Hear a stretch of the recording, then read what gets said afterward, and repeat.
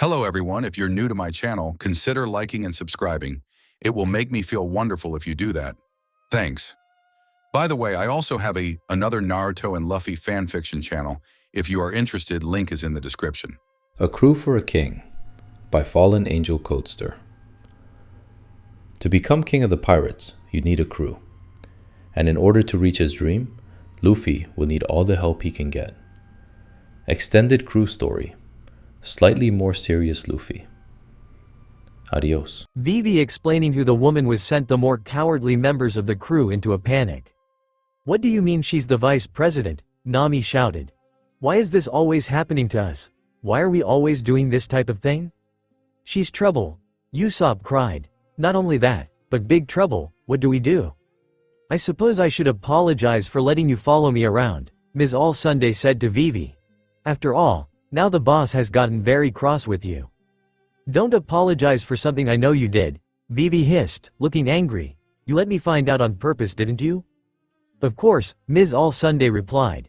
You worked so hard, you deserved that reward. However, I do think a princess going undercover in a secret organization is one of the stupidest plans I've ever heard of. Don't mess with me, Vivi shouted angrily. You're trying to ruin my home, kill my people. Luffy watched as Nejico and Usopp both pointed their weapons at either side of Ms. All Sunday's head, while Yosaku had his blade raised above her head. Quite foolish of you to just waltz onto our ship, Nejico said as the hammer clicked back. Make one wrong move, Usopp threatened, his rifle also aimed at her, and we'll blow your head off. Don't make us do it, Yosaku shouted. Ms. All Sunday was quiet for a moment before she sighed, and Luffy had to admit he missed what happened next. One moment the three were pointing their weapons at her, the next Nejico and Usopp had been thrown over the railing onto the deck and Yosaku had been thrown backwards into the cabin by some force he missed. Don't point those things at me, Ms. All Sunday said. After all, I've received no orders. I'm not here to fight. Those were devil fruit powers, Vivi hissed. If you're not here to fight, then you must be here for me, Sanji shouted, hearts in his eyes. Enemies turned lovers is such a romantic story. You really have no sense of timing, do you? Zoro demanded. Luffy ignored the cook and swordsman as they started an argument, keeping his eyes on the enemy. After a moment or two, his hat flew off his head and into her hands, and she placed it on her own. Monkey D. Luffy, right? She asked. You're the captain of this nice little boat. I must say, your luck is horrible. Having to help this princess and all. Shut up and hand me my hat, Luffy replied. I don't need to hear this from the person who blew up the curly old guy. If you were smart you'd listen to what I have to say, she replied. The route you're taking will lead you to Little Garden. If you really do go there, we won't have any reason to try and stop you, so, I'll offer you this. She threw something to Luffy, who caught it and looked down at it. What the hell is this? He demanded. Nami gasped as he held it up. That's an eternal pose, she said as she took it from him, and it's for Alabasta. If you continue on your current path, you won't ever see Crocodile's face, Ms. All Sunday said. If you follow that, you'll reach Alabasta with little to no issues. And we're supposed to trust the woman who just killed someone we know, Luffy demanded. Do whatever you want, I'm just offering you the option, she replied. I have no obligation to see that you go straight there. After all, it'd be better for me if you took the long route. Then why help us? Zoro demanded. Ms. All Sunday smirked. Why indeed, she replied. With this, she took Luffy's hat off and tossed it back to him. If we're done here, I'll be taking my leave. I hope to see you in Alabasta, Luffy. With this, the woman hopped off the side of the boat. At first Luffy assumed she'd just drowned herself, but he saw a giant turtle next to them. As she rode it away, the crew descended into silence. Everyone stared at the eternal pose in Nami's hands, not sure what to do. Which way do we go, Luffy? Usopp asked. Do we take the chance she gave us? I vote no, Zoro said. It's obvious she's trying to bait us. Agreed, Nejico said. No way our enemy just shows up here and offers us a helping hand. But this'll lead us right to Alabasta, Nami said. We could get Vivi home as fast as possible. Luffy listened as the crew argued, not knowing the answer himself. He looked over to Vivi, who was just staring at the deck weakly. What do you think, Vivi? he asked, silencing everyone else. The princess looked surprised that she'd been called on, but made a face all the same. I don't know, she said. I think it's really risky trusting her, but if we do go the regular route and get into trouble, what if we don't make it? We'll make it, Luffy replied. Nami, keep the pose just in case. We'll take the regular route. Luffy? Nami asked. I'm not going to let her decide our route for us, he said to everyone. If she's right and we have no other way, then fine. We'll go straight there. Otherwise she can go to hell. She blew up the old guy, after all. Couldn't have said it better, Captain, Zoro said with a smile. Big bro Luffy is so wise, Johnny shouted, tears flowing down his face. I'm so lucky to be here. Luffy just laughed at this. Sanji, we need food to cheer up this atmosphere. Of course, I need to make sure Ms. Wednesday Kwan is taken care of. It took all of a few hours for the crew to completely relax. Sanji cooked some amazing food for them, and everyone had a feast while he tried to court the girls on board. Everyone turned him down, some more violently.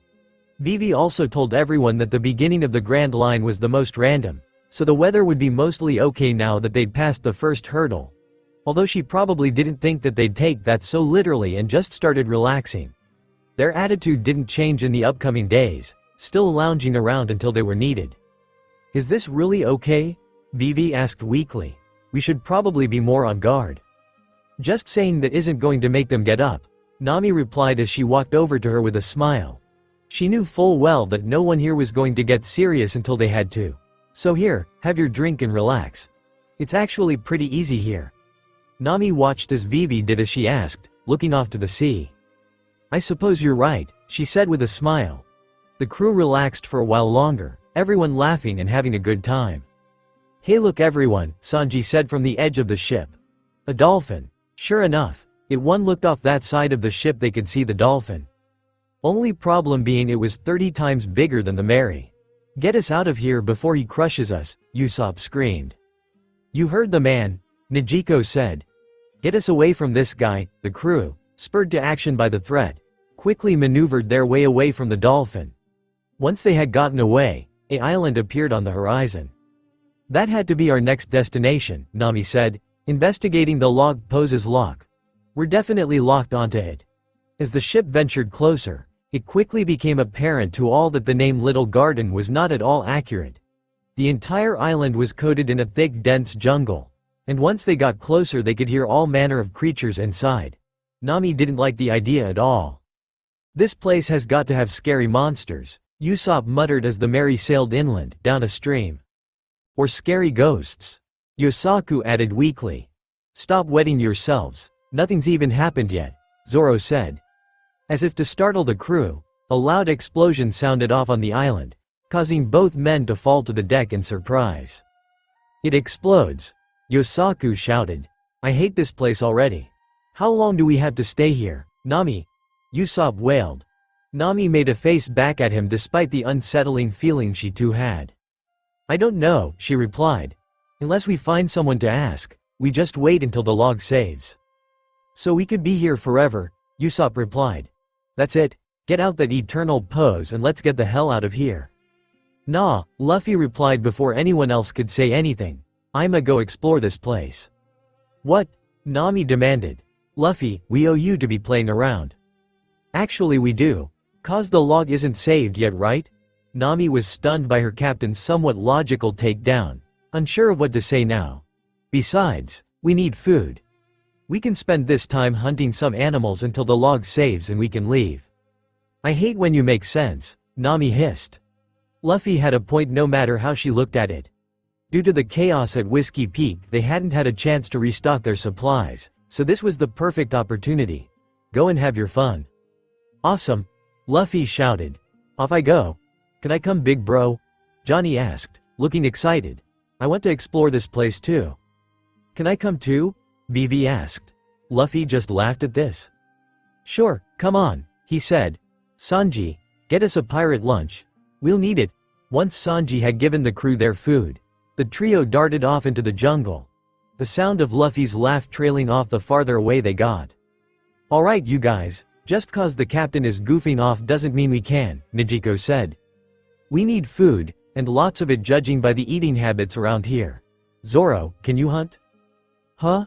Zoro asked. Oh sure, whatever, I can do that. Awesome. Duh. Nijiko Swan. Why didn't you ask me? Sanji demanded, looking heartbroken. I'd find the perfect meat for your delicate palate. I was just about to ask, Nijiko said to reassure him. We're both going with Zoro anyway. Sanji looked like he was in heaven at the idea of going on a date with Nijiko, as if he were forgetting Zoro even existed. The second trio walked off at this, leaving the last three on board. I guess we guard the ship? Nami asked weakly. I guess we do, Usopp said. Someone has to, Yosaku agreed. Silence fell over the trio before Nami and Usopp smiled at Yosaku at the same time. We're counting on you, Yosaku. You two need to protect the ship too. Nami made a face at him, but he didn't back down. She didn't know what his problem was. He was the only fighter left on the ship. Despite this, something nagged at Nami, but she didn't know what it was. It made her uneasy about this island though, she knew that. Had she heard the name before or something? Deciding to investigate her concerns, Nami walked back into the cabin and went to the bookshelf, looking through as many books as she could as fast as she could. What are you doing, big sis Nami? Yosaku asked. Something about this place is bugging me, she said. I feel like I've heard of the place before, but I can't place the name. It's got to be around here somewhere. What the hell is a sea creature doing on land? Luffy asked in surprise, staring up at the serpent in surprise. It's a monster, Johnny shouted. What the hell is up with this island? Don't be dumb, Vivi replied, trying to keep Karoo calm. It's not a sea creature, it's a dinosaur. That's just as bad, Johnny replied. Luffy, however, felt starstruck. A dinosaur? How is that even possible? Granted, he could hear Vivi explaining it, something about climates or something he didn't know. All he knew was that it wasn't as cool as that dinosaur. Ignoring the shocked cries from both Vivi and Johnny, he quickly scaled the creature's neck and stood atop its head, looking around at the island. There's a volcano over there, Luffy called back down to the others. That's probably what exploded back when we rode in. Please be careful, Luffy, Vivi shouted back. It's still a dinosaur, you know, no matter how nice it's being. How's the view, big bro? Johnny asked. It's great, I can see practically the entire island from up here. Luffy was interrupted as the dinosaurs had bucked, and he was thrown off. And promptly eaten. He didn't really know what happened next as it was all mostly black on his end, but after a few seconds the light returned and he was rescued. Finally getting his bearings, Luffy saw that he was no longer in the creature's body, but he wasn't on the ground either. In fact, a giant was holding him up. The giant bearded man let out a large bellowing laugh. You're quite the cheerful human, the man bellowed as he laughed. I haven't seen one like you in quite a while. You're huge, Luffy replied. That's so cool, the giant just laughed again. I am Dory, the greatest warrior of Elbaf, he said. I'd like you lot to come with me to my home. Sure, Luffy replied, looping in his friends down below without warning them. I've always wanted to meet a giant. What was that? Sanji asked. Nijiko made a face and turned back to him. What do you mean? She asked. I could have sworn I heard a scream, he replied as he scratched his head. Oh well, it was probably my imagination. Probably just an animal, Zoro said. Speaking of, can we eat this? Nijiko looked forward to see that he had cut down a massive beast while the other two had been distracted. The creature looked reptilian, but was clearly far too large to be one that Nijiko had ever heard of. It looks like a dinosaur, she said, speaking her mind to the others. Dinosaurs are extinct, Zoro said bluntly. What else could it be? She asked.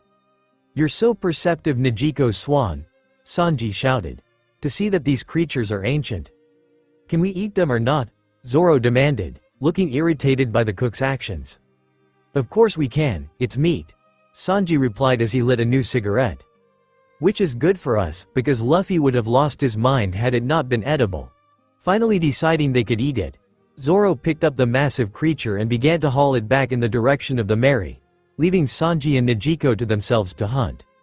The cook used this as an attempt to flirt heavily with the Mary's quartermaster, who was more interested in looking for more food to eat. After all, she doubted only one dinosaur was enough to satisfy the appetite in this crew. The last couple of minutes had been a complete blur to Yosaku. One moment Nami had been looking for some answers about Little Garden, and the next she screamed in terror from out on the deck. When he'd gone to investigate, he was stunned to find that a massive giant had walked up to their ship. Despite the clearly shocked crew, he had asked for some rum. Identifying himself as Bragi, the man accepted the rum Yosaku found for him before he roared in anguish. This sent both Nami and Usopp to the deck in fright, but Yosaku just watched in awe as the giant turned and sliced the head off of the dinosaur that had bit his rear end. After this he invited them to his home, and more or less just took them there despite the cries from the other two present crew members. Now Bragi had cooked them up some of the monster that attacked him, and was offering it to them as a gift. "We don't want it," Nami and Usopp said weakly. "Why not?" Yosaku demanded through a mouthful of dinosaur. "This thing is delicious." Bragi let out a laugh at this. "Dinosaur meat is indeed delicious," he roared. "Just relax, you two. I mean you no harm." This didn't seem to do anything to soothe the other two. But Yosaku loved this guy. He was so big and awesome. And he made some delicious dinosaur food. He wondered what Sanji would be able to do once he got his hands on it. "Yosaku, stop eating," Usopp hissed in his ear. He turned and watched the sniper in confusion. "Why?" he asked. "It's so good, he's fattening you up. Don't you see the skulls over there?" Yosaku looked where the man pointed and saw a pile of skulls there. Swallowing the bite he'd had in his mouth, he shrugged. "So?" he asked. "So?" Nami hissed, joining in on the conversation. "He's killed people and then ate them. Picked the bones clean and everything. We need to get the hell out of here. Now." Clearing her throat, Nami turned back to Bragi.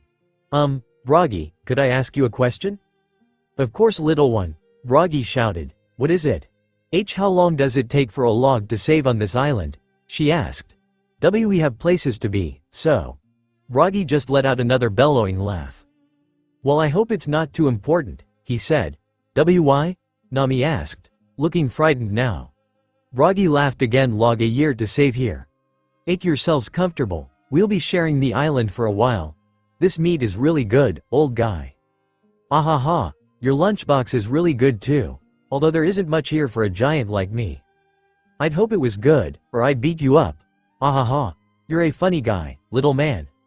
Watching his captain converse with the giant like they'd known each other forever was an extremely strange sight for Johnny, who was sitting next to Vivi and an extremely distressed Karoo. After saving Luffy, the giant Dory invited them to where he lived for some food and drink. He had to admit that the dinosaur meat tasted amazing, which only excited him to see what Sanji could do with it once he got his hands on it. "So why are you alone out here?" Luffy asked Dory as he stuffed his face. "Don't you have a village or something?" I do, Dory replied. "I hail from Elbaf, an island of giants somewhere on the Grand Line. In our village, if there is a fight that no one apologies for, then we settle it like this. We listen to Elbaf's god, and we fight for our life. So, with this island as our chosen battlefield, myself and another giant have been fighting for 100 years. This made Johnny choke on his dinosaur, and Vivi gasped. 100 years? She demanded. Surely you've forgotten whatever caused the fight, no? Dory just laughed. Sure have, he said. But that's not important. Before anyone could say anything else, the volcano in the distance exploded. Oh, would you look at that? Time to fight. The giant stood from his seat and grabbed his shield and sword. But this isn't a fight anymore, Vivi said. It's just an excuse to kill each other. Dory ignored her, wandering away from the campsite. Hey, wait, Dor. Big sis Vivi, that's enough, Johnny said, putting a hand on her shoulder before she could try and chase the giant. He won't listen to that. It's not about the reason anymore. Huh? Vivi said, confused. What do you mean by that? It's not about the reason, Luffy said, making both of them look at him. It's about their pride. It's a mon's fight. Nami watched as Bragi and his opponent met, and began to clash. The titanic clash set shock waves far enough away that she could feel it, but she wasn't really interested in that. Look at that, Usopp said as he watched with stars in his eyes. They're fighting like that, but they forgot what about. Seems stupid as hell to me, Nami said as Yosaku continued to eat. What? Usopp demanded. This is an amazing fight. They're fighting for their pride as warriors, and that's the manliest reason one could fight. Who cares? Nami demanded. Let's just get the hell out of here. We can use that eternal pose we got from Ms. All Sunday to leave. I am not waiting here a full year. She turned to Yosaku at this. Yosaku, let's go. We're going back to the ship and I need your help. Sure thing, big sis Nami, the swordsman said as he jumped to his feet. Nami turned back to Usopp. Come on we're leaving. I want to watch a little, Usopp said, arms crossed. This is what I aspire to be, so I want to watch a fight between two real men. You want to be a giant? Yosaku asked, slinging his blade over his back. No, you idiot, Usopp replied as Nami giggled. A brave warrior. Oh, right. Nami watched Usopp as he gazed over the two warriors, before sighing and sitting back down. Fine, we can wait until it's over, she said. Besides, if I know Luffy, he's not done causing trouble somewhere on this island. After Dory and Broggy finished their fight, which culminated in another tie, both giants retreated back to their camps. Dory said that Broggy had gotten some rum from some humans visiting Broggy, which Luffy presumed was their crewmates. It was interesting how they had encountered different giants, both of whom were fighting to return home. Didn't they want to stay on the ship? Johnny asked, referring to the trio speaking with Broggy. Weird, I didn't peg Usopp and Nami to be thrill-seekers. They just love adventure is all, Luffy replied with a smile, so naturally they set out too. Is that really important right now? Vivi asked. Mr. Dory, you said that a log pose takes a year to save here? Indeed, Dory replied as he sipped his rum. Did you see all the skulls around here? Many humans have come to this island over the years, but very few have ever left with a saved log. Some starve, some get eaten, some we kill cause they came for us. Only ones who seem to leave are those who take their chances with the ocean. If that's the case, then we can't stay here, Luffy, Vivi said as she began to look frantic. We have to use Ms. All Sunday's log pose or else we won't be able to save Alabasta. Right you are, Vivi, Luffy said, hopping off of the log he was sitting on. We have to go, big guy. We've got somewhere to be and we can't wait a year for a normal log. None ever do have the time. Dory laughed. I wish you luck on your adventures, friends. May the gods of Elbaf grant you the strength to. Luffy was nearly blown away as Dory exploded, sending his massive body to the ground with a massive thud that caused the island itself to shudder. What the hell just happened? Johnny shouted in surprise. Big bro, Dory exploded.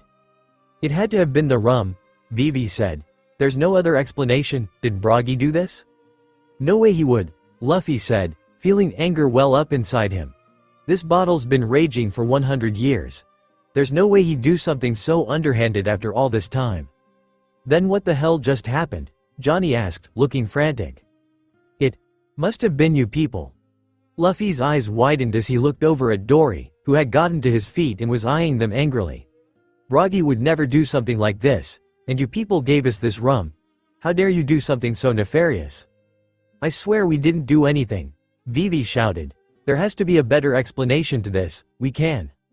Johnny, take Vivi away from here, Luffy said, stretching in front of the pair. Get her to safety. Oh, and take this. He tossed his hat to Vivi. Things are about to get ugly. You can't fight him, Luffy, Vivi replied. He's massive. Johnny, however, was silent. After a moment, he grabbed Vivi's arm, making her look at him in surprise. Let's go, big sis Vivi, he said. Leave this to the captain, Karoo, you two. Duck had already bolted when the explosion went off. What? Without giving the princess any time to even think about it, Johnny dragged her off into the brush and disappeared, far away from the battlefield. With this, Luffy sighed and turned back to Dory, who was still watching him angrily.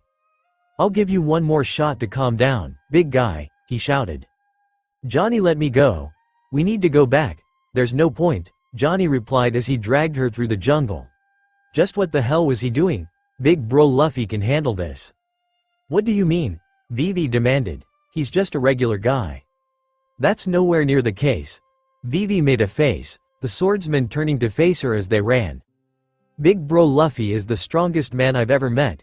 He will be able to subdue him, especially after the explosion. How is it that this man had so much faith in Luffy? What exactly had they gone through prior to this that he had no doubts about this? Are you sure? She asked weakly as they began to slow down. Johnny released her, nodding. Yes, I know Big Bro will be okay, he said. For now, I'll honor the orders he gave me, and keep you safe. Vivi frowned, still no pleased with the state of affairs on this island. But there wasn't much she could do right now. The entire crew was separated around the island, and the fight between the giants was most likely going to reach a conclusion soon, unfortunately. As she calmed herself down, something irregular caught her eyes. It was a square building, pure white against the jungle backdrop. What is that? She asked, pointing towards the object. Johnny turned and watched it quietly, no saying anything after a while. After this, he drew his sword. I don't know, but let's find out, he said. He hut quietly, careful to not be too loud, before they finally got close enough to see it was indeed a hut of some sort. The door was slightly ajar, allowing them to get close enough to see inside. Just explain your stupid plan. Mr. 3. Mr. 5 said, making Vivi's eyes widen. Inside the hut was Mr. 5 and Ms. Valentine, beaten up yet recovered from their Whiskey Peak thrashing. The other two in the cabin, well, she could only assume it was Mr. 3 and his partner. The 4 agents seemed to be in the middle of a discussion, so Vivi did her best to pay attention. I told you already, it's simple, he said. First, we use our secret little bomb to blow up the green giant, Dory. After the two fight again and he loses, he can deal with Bragi on his own. In terms of those little pirates helping the princess, I'll use my powers to trick them one by one to capture them, and make sure that we ensnare them all. I don't need to fight them face to face to beat them, Mr. 5. Oh no, not only had Baroque Works followed them to Little Garden, but they were behind the explosion and were hunting them. That was great, seeing as how they were all separated and easily captured. This was not good. Signaling for Johnny to follow her, the pair snuck away from the hut before bolting back in the direction of Dory's camp. Once they got far enough away, they felt comfortable speaking. What the hell are they doing here? Johnny asked. Looking for me, obviously, Vivi replied. We have to tell Luffy, this is bad. You're right, let's hurry. Once they got closer, they could tell that the fight had already been ended, and it seemed that Dory had won. The giant was just staring down at Luffy, who was now trapped underneath a giant boulder. Luffy, Vivi shouted, gaining his attention, we've got trouble. Kinda busy here, Luffy replied. I told you to get her to safety, Johnny. She's right, big bro, there's trouble, Johnny replied. Baroque Works followed us here, they did this to big bro Dory. There are others here? Dory asked weakly, joining the conversation. I am sorry for suspecting you, then. I know better, but it doesn't matter. Before he could continue, the volcano in the distance erupted. Don't even dare, Vivi said as Dory got up. You're way too injured to be doing this fight right now. Mr. Dory, I'm sure Mr. Bragi will be willing to let this go until you've healed up more. I won't allow that bastard to pity me, Dory shouted. This is a monster fight, and it has been for a century. If I lose today, that the gods have forsaken me after all this time. And if so, I will accept that fate. With this, Dory walked towards the arena to face Bragi, and surely to lose after all this time. What are we supposed to do? Big bro, Johnny asked. It's all going to hell right now. Get me out of here, Luffy replied. We have to stop the fight before Dory gets killed due to a foul. It's not fair and Bragi needs to know. Dory doesn't want to be pitied, Johnny replied. That's why he trapped you, not only that, but Baroque Works is on the island looking for us. We need to find our friends and get out of here before they find us. Luffy, you guys. The trio turned to find Usopp sprinting at them full speed from the jungle. Going so fast he was almost a blur. Nami and Yosaku got eaten by dinosaurs. What? Both men yelled as Usopp reached them. The sniper took a moment to catch his breath before he stood straight up. We were running here to meet up with you guys, but I got scared and so did Nami, so Yosaku stayed back with her cause she ran off, but I did too, and now we're separated and I think they got eaten. He spat out in on breath, speaking so fast Vivi could barely understand him. Great, Johnny hissed. On top of Dory being attacked and Baroque Works being here, we had to find them now too. What? Usopp asked, out of breath again. Johnny took the few seconds to give Usopp the full rundown of the situation, about the explosion and everything he and Vivi had seen in that wax hut. This only panicked the sniper more. "Gah!" he shouted. "Those bastards are ruining a century-long honor duel? I won't forgive them for this." "The duel's honor will have to wait," Johnny replied. "Baroque works are still chasing Big Sis, so we need to either get out of here or run." "What do you think, Captain?" Everyone turned to Luffy, who was still stuck under the boulder Dory had trapped him under. "Get me out of here," he shouted after a few seconds of silence. "This is so stupid." "We need one of the giants' help to free you," Vivi said weakly. And right now there, a shockwave interrupted her, and she whirled just in time to watch Dory fall to the ground, having been felled by Broggy. She knew this must have been the outcome after the explosion. There was no other way for it to end. After a whole century, a cheap shot from bounty hunters caused one to lose. It pissed her off just thinking about it. "Damn it!" Luffy shouted. "I knew this would happen if he fought. This is stupid." Vivi watched the captain rage from underneath the boulder, feeling confused. These pirates were not who she had initially thought they were. Not only were they willing to help her get home, but now someone else's problem was causing him such anger. Who exactly were these guys? The ship was right around here, was it not? Zoro asked himself, looking around. Nijiko had tasked him with bringing back the first big carcass, but he couldn't find his way back. Had they moved the ship to mess with him or something? Looking off to his right, Zoro made a face. Why was Nami standing there? "Hey, Nami," he called, walking up to the redhead leaning up against a tree. "I'm glad I ran into you. Can you guide me back to the ship?" Nami didn't respond to him, which confused him greatly. "Hey, Nami, come on." "What's wrong?" She just smirked at him, and next thing Zoro knew she exploded in a bright white light. "What the? Big sis Nami," Yosaku called as he walked around the jungle. He tried to guard both of them on their way to Dory's camp, but it clearly hadn't worked. Both had gotten frightened by the roars and sounds in the jungle, running off in different directions. Making an executive decision that Nami was in more trouble, he had chased after her and tried to find her. Sadly though, he couldn't find her. Had she already found the camp? "Huh?" Yosaku asked, a human shape catching his eye. Looking towards it, he saw Luffy leaning up against a tree. He must have been near the camp. Then, big bro Luffy. Have you seen Nami around here? I've been trying to find her but she's run off and I don't know where she." Luffy's body imploded in on itself, encapsulating Yosaku in something white. What the hell had just happened? "We need to regroup," Johnny said, looking pissed off as well. "There's nothing we can do all split up like this."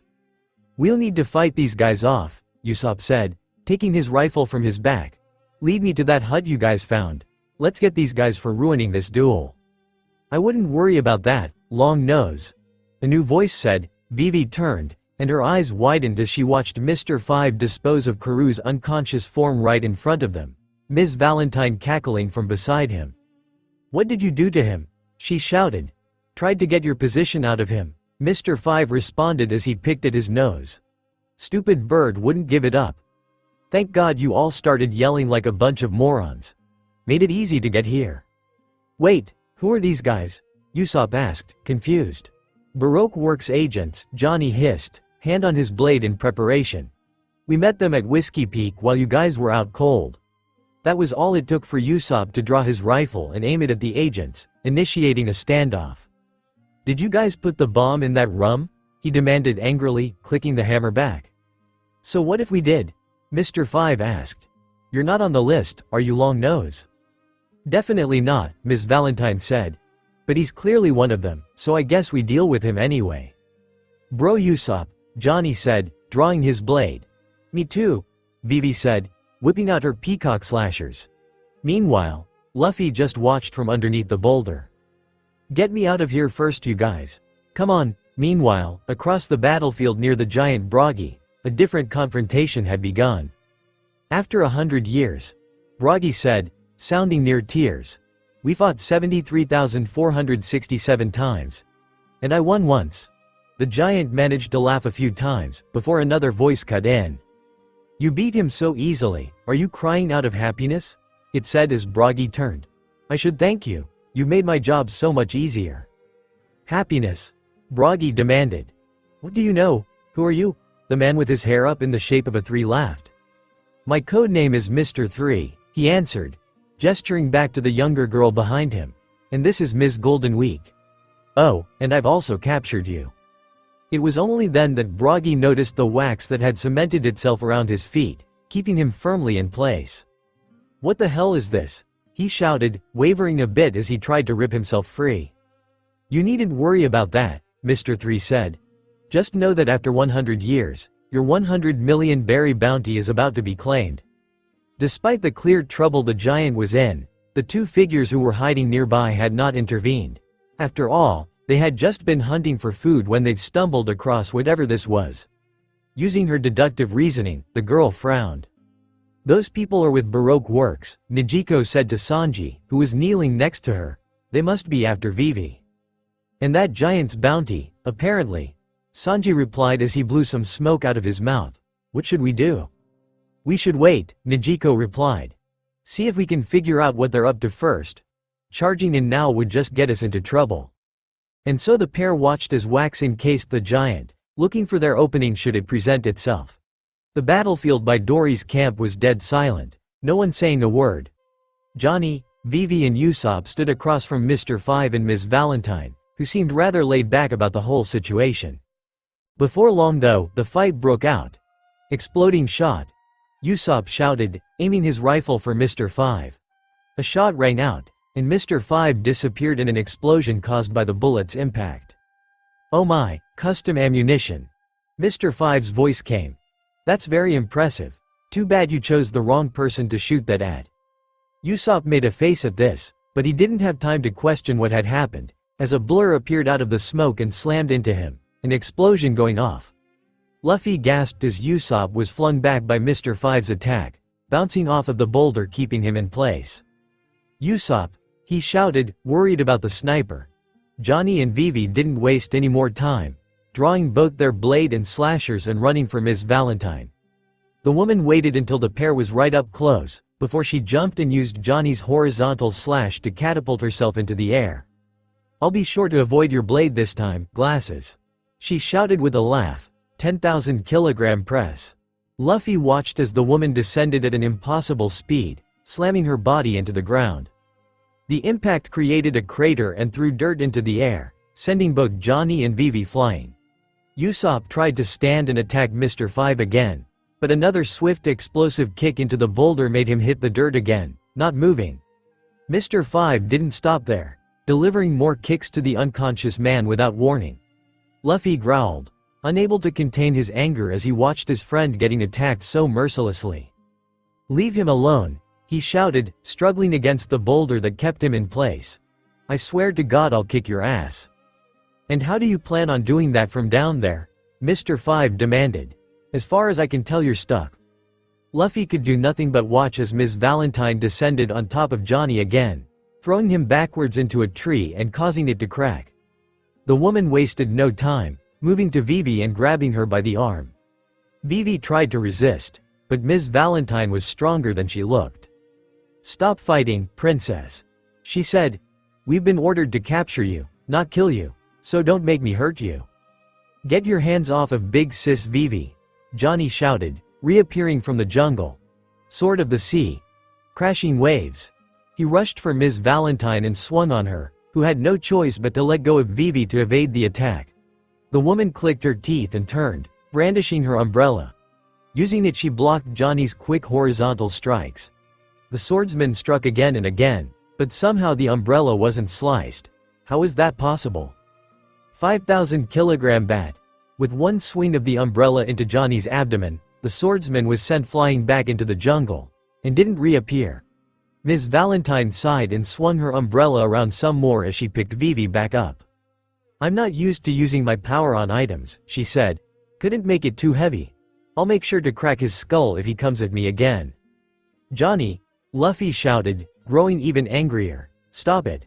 You need to shut up," Mr. 5 said as he walked over to him. Luffy glared up at his enemy as the man raised his foot and began stomping him in the face, every hit punctuated by an explosion. He could vaguely hear Vivi shouting for him desperately, but he couldn't really hear her over the explosions. After a while the punishment stopped, but Luffy didn't look up. "Bit of advice, pirate," Mr. 5 said. Don't involve yourself in someone else's business. Especially not out here on the Grand Line. It can be very dangerous for your health. Luffy frowned at this, disagreeing wholeheartedly. We've already captured some of your precious friends due to your arrogance. And now, we have the princess as well. You lose. Oh yeah? Luffy asked. If you caught my friends you'd be dead, so I don't believe it. Nami would scream your head off. Zoro would slice you and Yosaku would too. Sanji would have kicked your stupid face and Nijiko would have shot you. My friends are fine. Believe whatever you wish, he replied as he raised his foot again, but just know that you've lost this fight. Congratulations. Another massive kick was delivered to his head, punctuated by Vivi's horrified shouts. Luffy's vision was kind of blurry, but he could tell that the two agents were dragging Vivi away from them. Crap, he couldn't move, and the other two were out cold. This was bad. They really had lost the first round, huh?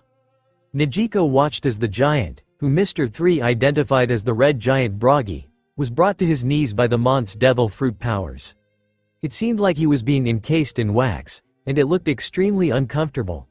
Mr. 3 said something about being the reason that Bragi won the duel, by planting the explosive in the rum or whatever. Nijiko didn't know what that meant at all, but she could tell it pissed Bragi off. That was before Vivi got dragged into the clearing by the two agents from Whiskey Peak. Why the hell do they have Vivi Kwan? Sanji hissed under his breath, needing to be held back by Nijiko to prevent him from running off into the conflict. Don't be a moron, she hissed under her breath. There's only the two of us, we can't fight them all off. But, just wait for an opening, she replied. She didn't like the idea of letting Vivi stay in the enemy's hands, but it wasn't like they had much of a choice. She and Sanji alone weren't enough to deal with the three agents. Despite what she said, Nijiko too had to resist running out as another three captives were revealed to them. She watched as Zoro, Yosaku and Nami were walked out by the wax guy, all looking irritated with the current state of affairs. Not only have we captured the princess, but we've got some of the crew here as well, Mr. 3 said with a laugh. Now the real fun can begin. Candle lock. Nijiko and Sanji both watched as wax poured out the Mont's arms, creating locks around the limbs of their crewmates and causing them to fall to the ground. We can't move, Nami shouted, clearly trying to move her legs. Mr. 3 just laughed. Big sis Vivi? Yosaku asked as he looked at the princess. Weren't you with big bro Luffy? Vivi looked uncomfortable at this. Well yes, but, she started. We've killed him already, Mr. 5 said, sending Nijiko's stomach into a nosedive. Part of her doubted this was the truth, but she couldn't help but worry all the same. Zoro, however, looked unimpressed. Did you now? He asked. Mr. 3 turned to the hostages with a smirk. Now I can create the ultimate art piece, he said. By creating my perfect service set, wax flowed from the man once more, flowing upwards and creating a massive fountain-like object. The four hostages were encased in the bottom, a giant swivel-like bowl above them. What the hell is this thing? Nami demanded. There's a bowl over our heads, Yosaku commented. Is there something falling down on us? Vivi asked, holding up her hand as snow-like wax fell from the top. Mr. 3 laughed. You four will become wax dolls, he shouted. Encased in wax for all eternity. Dolls with a soul inside. Die for the sake of art. Your art is terrible, Zoro said flatly. I don't want to be a waxman, Yosaku shouted, grabbing his head out of fright. What do we do? I don't know, but we're not dying here, Nami replied. Don't worry guys, we'll be just fine. How, exactly? Vivi asked. How indeed, because Nijiko didn't know either. If it was up to just her and Sanji, she didn't know what to do. Big bro Bragi, you've got to do something, Yosaku shouted to the giant.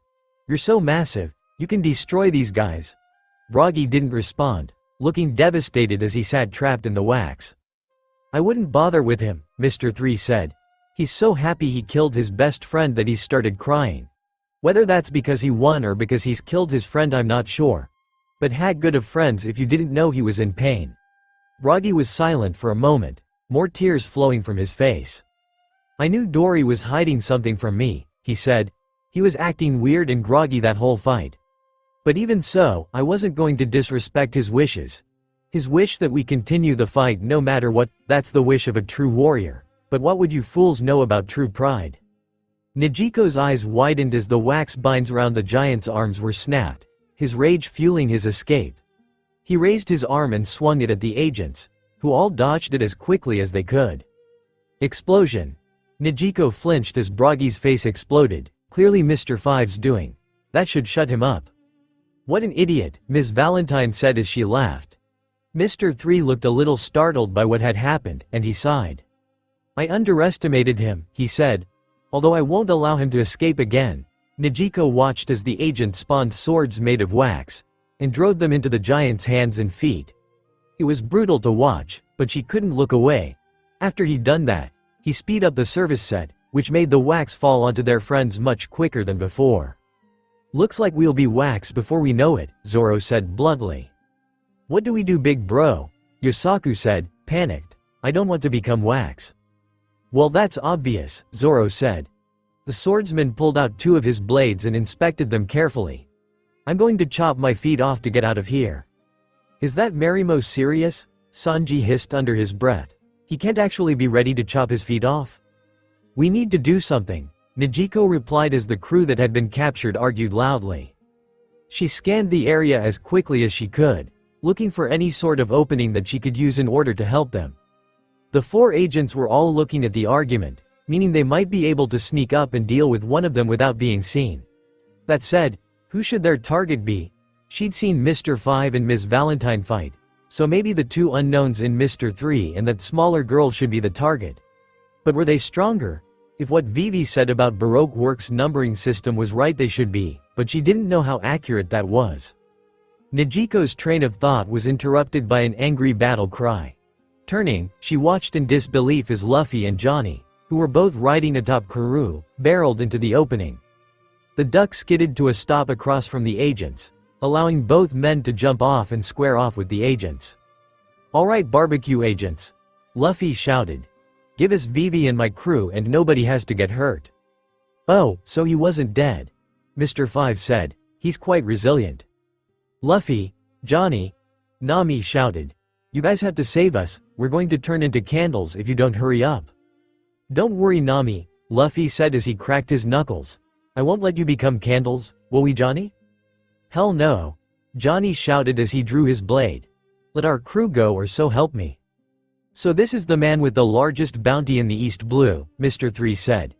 Interesting. Luffy just watched the man weakly, before snickering. Nice haircut, dork, he said, making Mr. 3 splutter. There's only 2 of you, Mr. 3 shouted. We outnumber you, so let's put these 2 on the set too. Good, Ms. Valentine said as she opened her umbrella. I need my own payback for Whiskey Peak from both of them. The woman looked like she was about to take off, but a shot rang out. Her umbrella tore open as the shot hit a tree near her, startling her. By the way, I'd be careful if I were you, Johnny said with a smirk. After all, we aren't alone. Lying in the jungle nearby, Usopp sighed in relief as he rebolted his rifle, the barrel still smoking. He'd smoked the umbrella just as he had planned, which prevented the woman from flying up like she had before. Just try and hurt my crew, he hissed as he glared at the agents through the scope. And let's see what happens. I already won't forgive you for what you did to Dory and Broggy, but so help me God if you hurt my friends the next shot will hurt. Vivi watched the agents look for the shooter, but of course they had no idea where he had come from. If she had to guess, Usopp was hiding nearby, watching them through his scope. Luffy, Zoro said, gaining the captain's attention. Destroy the pole on this thing. Will that save you guys? Luffy asked, confused. I think so, yeah. Zoro replied. If it tips over that thing above us, then yeah. Luffy nodded, smiling. Alright, gotcha. You hear that, Johnny? Johnny nodded, steeling himself. I did, big bro, he said. Luffy nodded, turning to the brush. What about you guys? He asked. Vivi had no idea what he is talking about, but she soon found out as Sanji and Nijiko appeared from the brush, both looking deadly serious. So you saw us, Captain? Sanji asked. Luffy laughed. Of course, you guys were nearly right in our path, he said. Nijiko drew both her pistols and cocked the hammers back, watching the service set warily. So we need to knock this thing over, she said. Sounds simple enough. They don't sound worried, Mr. 3. The small girl said. Mr. 3 just rolled his eyes at this. "Neither do you, Ms. Golden Week," he said. "I'm not worried about some runts from the East Blue. These kids can't fight, I'm sure of it." Luffy smirked at this, his hat obscuring his eyes slightly. "How about we test that?" he asked. "Can you guys handle the other 3 here?" "Sure thing, Captain," Nijiko said. "Have your fun." And with this, the battle began. Luffy burst forth and ran right for Mr. 3, aiming his fist at him.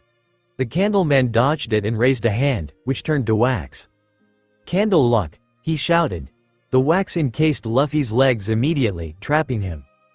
"Big bro Luffy," Johnny shouted. Luffy stared down at the wax around his legs, looking interested. After a few seconds, he smirked and looked up at Mr. 3. "Thanks, moron," he said. Mr. 3 looked confused, and Vivi felt the same. She watched as Luffy sprung himself over to Broggy, who watched him with confusion on his face. "What are you doing?" the giant asked.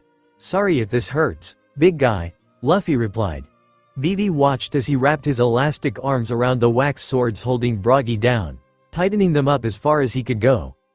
Luffy picked up an insane amount of speed as he did so much so to the point that he became a blur. "What is he doing?" Nami asked. "Helping," Zoro replied simply. "Gum gum." Vivi watched as Luffy's voice came from the blur, unsure as to what he was doing. "Hammer." Luffy swung his encased legs at the pull of the service set, knocking it out with relative ease. It also broke the wax around Luffy's legs, which freed him at the same time. However, now they had a problem. "We're gonna get crushed," she shouted, watching the top descend on them.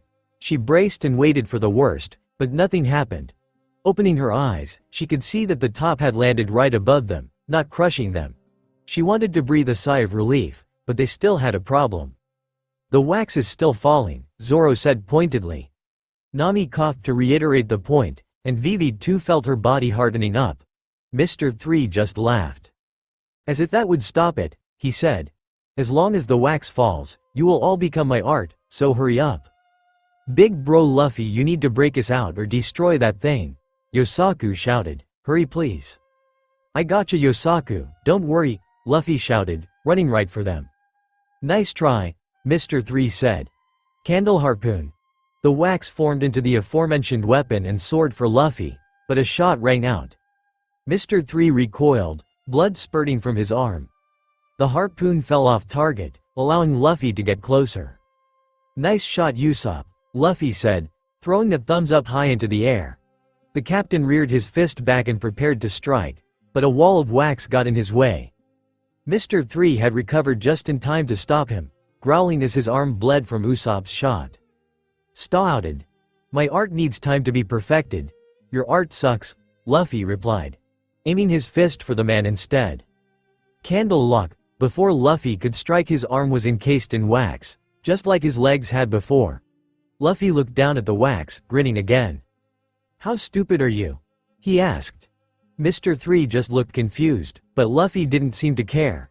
He reared his encased fist back, still aiming for Mr. 3. "Gum gum." "Candle wall," Mr. 3 said, raising a wall in front of himself again. "Hammer."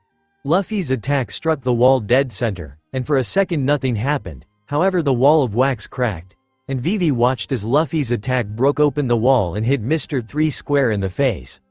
The force behind the attack was so great the man was sent flying backwards into the brush, and he did not immediately reappear.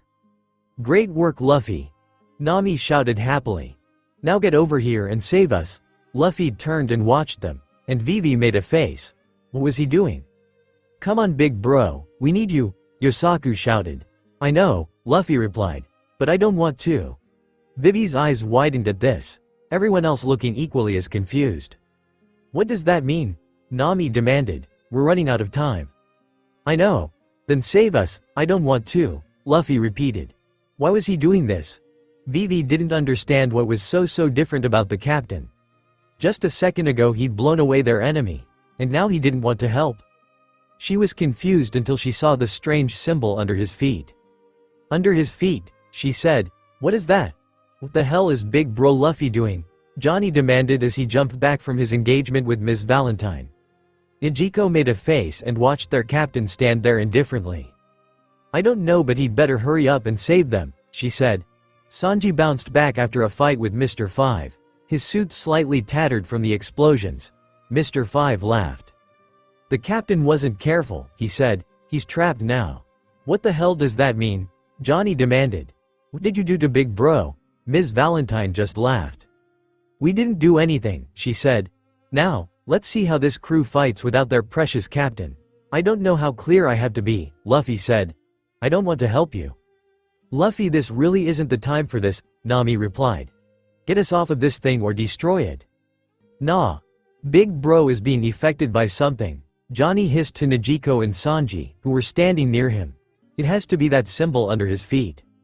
It's the other woman, Vivi shouted from the service set. Ms. Golden Week is a portrait painter. She can make you feel any emotion with her paints. You sure found out a lot, Ms. Wednesday, the smaller girl said, palette in one hand and her other funneling crackers into her mouth. My paints can make anyone do as I wish. Right now, your captain is feeling a rather betraying black. Big Bro, Johnny shouted, but Luffy didn't look at him at all. Step off of that thing underneath you. Nah, Luffy replied. Sanji said to himself. Hey, Luffy. Do us a favor and keep standing on that mark, okay? It'd be a great help. I don't listen to you, Luffy replied, stepping off of the symbol. As soon as he did, he looked around in a daze, looking confused. What was I doing? He asked. Helping us, Nami shouted. Oh, right. Luffy shouted. Gum gum. Bawahahahahahaha. Johnny gaped as Luffy fell to the ground, gasping for breath and laughing louder than he had ever heard him laugh before. It looked like he might even die from it. No good, Ms. Goldenweek said. Yellow is the color of fun. And he seems to be having a whole load of fun now. Luffy rolled around on the ground laughing as hard as he could, essentially taking him out of the fight. Johnny had spent too long watching him, and barely had time to block Ms. Valentine's swing as she came for him. The weight she gave the umbrella made the attack incredibly hard to block, but it was that or take the full brunt of it and get hurt again. Pay attention to your own fight, glasses, she said. She continued to whack at him with the umbrella, and it took everything Johnny had to evade her. Jumping back, he readied his blade in a piercing stance, having an idea. Sword of the Sea. Rippling tide. Plunging forth with all his might, Johnny aimed for Ms. Valentine's chest. The attack was easily blocked by the umbrella, but he could hear it creak slightly. Not only this, but he watched as his force caused the woman to slid back slightly. He had been right after all. Almost had me, Ms. Valentine said with a smirk. Johnny only smirked back. I'll get you next time, he said. Using his might, Johnny quickly spun around the weapons and grabbed Ms. Valentine by the shoulder, and forced her to the ground with all his might. The woman impacted hard, causing her to cough as dust was thrown up. What the hell was that? She demanded. Johnny smirked. I heard what you said back at the last time we fought, he said. You said you weren't used to using your power on things. So I deduced that you couldn't do both yourself and the umbrella. Either you weigh more or it does, not both. You little, Johnny, look out. Johnny was blindsided as Negico threw herself into his side, knocking both of them to the ground. An explosion sounded off mere seconds later, right where he had been standing. Looking up, he saw Mr. Five watching, looking angry. Get up, Ms. Valentine, he said. That pirate is a low-life nobody, don't lose to him.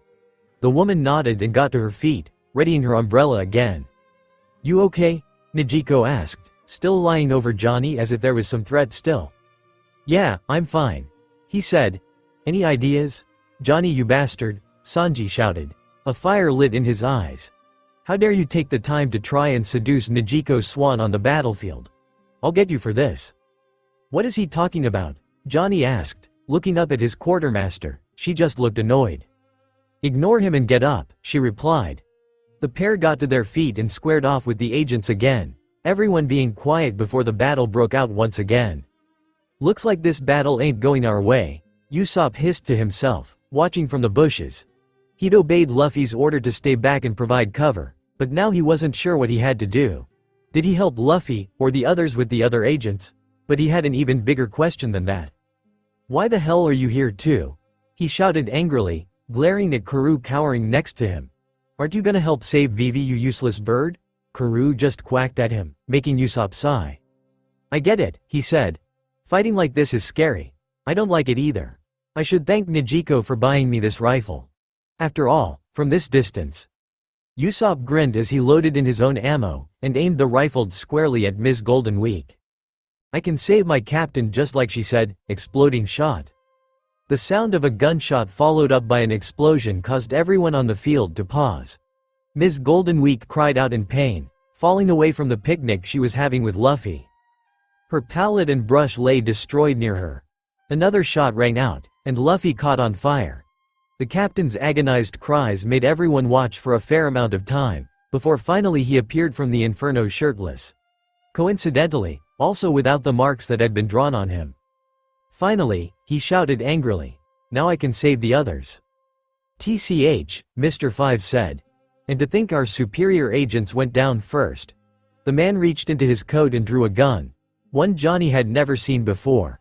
He aimed it into the bushes, firing off a bunch of shots.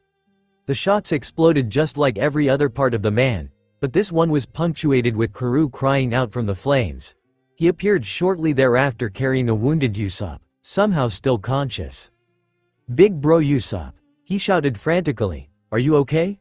"Just barely," Usopp replied. "Have we saved the others?" Usopp's question caused everyone to look towards the service set, and their eyes widened. The 4 crew members had finally turned to wax completely, unmoving and quiet. "Damn it!" Luffy hissed. "Are we too late?" "You may as well be." Johnny turned and watched, mouth agape, as a massive wax thing appeared from the jungle.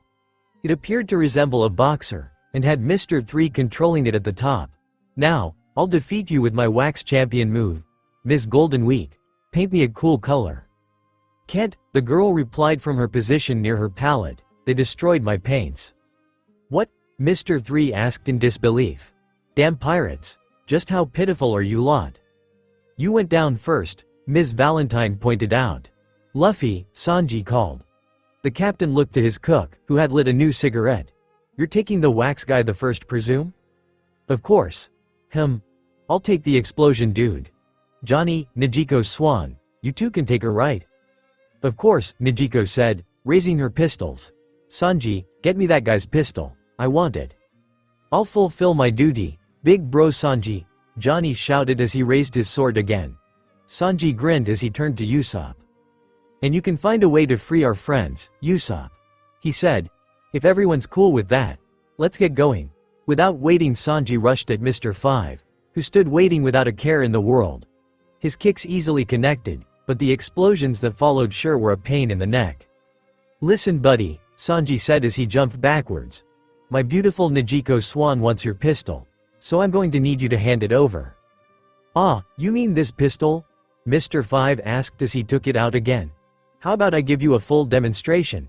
Before he could ask what that meant, he had to watch the man load the pistol with his own boogers. "That is vile," Sanji said. "How dare you do that to Nijiko Swan's new gun?" "I'll do whatever I want with my gun," the man replied, aiming it at Sanji. Growling, he charged for the man with everything he had, dodging the shots as they flew at him. They just barely missed every time, but the blast still singed his back a bit. "Collier!" Sanji twisted and aimed his foot at the mont's neck, but Mr. 5 dodged. He used the momentum to swing his own leg at him, expel him. The kick may have missed, but the explosion still hit him dead on. Not one to be outdone, Sanji recovered quickly and rushed back at Mr. 5. Flank it! The midsection kick hit its target, making Mr. 5 double over in pain. Sanji didn't give him any room to breathe, getting closer and kicking him high into the air. The man recovered and fired more boogers at him, which he dodged to the best of his ability. The man landed again and laughed. "Are you just going to run away from me the whole time?" he asked. Sanji just chuckled. Says the guy with the gun. Running at him again, Sanji had a plan this time. Waiting for a few of the shots to be fired, he spun and kicked for the mont's outstretched hand. Just as he planned, the pistol was sent flying, and he jumped to catch it before Mr. 5 could. He smiled as he landed, twirling the gun in his hand. "Nice toy," he said with a smirk. "My Nijiko Swan appreciates your gift." Mr. 5 growled, readying himself for close quarters fighting. "You pirates really don't know how to quit.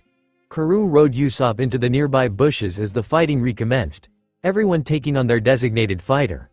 But he didn't need to focus on that right now. Right now he needed to free their friends. Surely there was an opening, right? Finally, he decided on watching how Mr. 3 fought. Surely Luffy could show him an opening that he could exploit, right? The Wax Champion and Straw Hat Captain exchanged vicious blows. Luffy clearly the underdog. For a while the pair just beat each other's faces in, but before long he saw something. As Mr. 3 went to manipulate the wax, the top of his hair caught on fire. The wax poured out and attacked Luffy, who dodged it. That was it. Fire. I better get a banquet in my honor for all the work I'm doing. He hissed to himself, Karoo watching him stuff his ammo into the gun. Once he'd gotten it in, he took aim for Nami, aiming right at her stomach. Sorry Nami. Please don't hate me. Just like before, the gunshots caused the entire battle to freeze. No one looked for where Usopp had fired from. What wasn't important. What was important was the service set, starting with Nami, had caught fire. Just like her, Yosaku, Vivi and Zoro also caught fire, burning up along with the set. Usopp, what the hell are you doing? Sanji shouted as he glared at the sniper. What if you burn Vivi Kwan or Nami Swan's precious skin? Fire melts wax. Usopp shouted in his own defense. I'm saving them, you're welcome. You bastard, Mr. 3 shouted as he bore down on Usopp, who screamed in a panic. How dare you destroy my service set, I'll kill you. Ah no you don't. Sanji watched as Luffy jumped on top of the Wax Champion, pulling at Mr. 3's hair. Usopp, shoot this guy too. The sniper looked confused at first, but he nodded and loaded his gun again. With another shot the center of the wax body caught on fire. Mr. 3 started to panic from within, but Luffy didn't give him the chance to harden it again. Gum Gum Bazooka. His hands easily cut into the softened wax, connecting with Mr. 3. The man was forcibly ejected from the body, flying right into a nearby tree and breaking it. Looks like we're wrapping this up, huh? Sanji asked, rubbing his neck. Before Mr. 5 could react, Sanji had already leapt into the air. Muton shot. The man hadn't prepared in the slightest for his flurry of kicks to connect with his face. He too flew backwards and into a tree, leaving only Ms. Valentine standing. The woman clicked her teeth as she looked around, clearly irritated. This is insane, she said. I'm out of here, not likely. Seeing as Big Bro Usopp ruined your umbrella, Johnny said with a smirk. Ms. Valentine glared at him before she smirked. As if I need that thing to escape, she shouted. Before anyone could do anything, she took a running start and leapt into the air, floating off away from the crew as she began to descend slowly.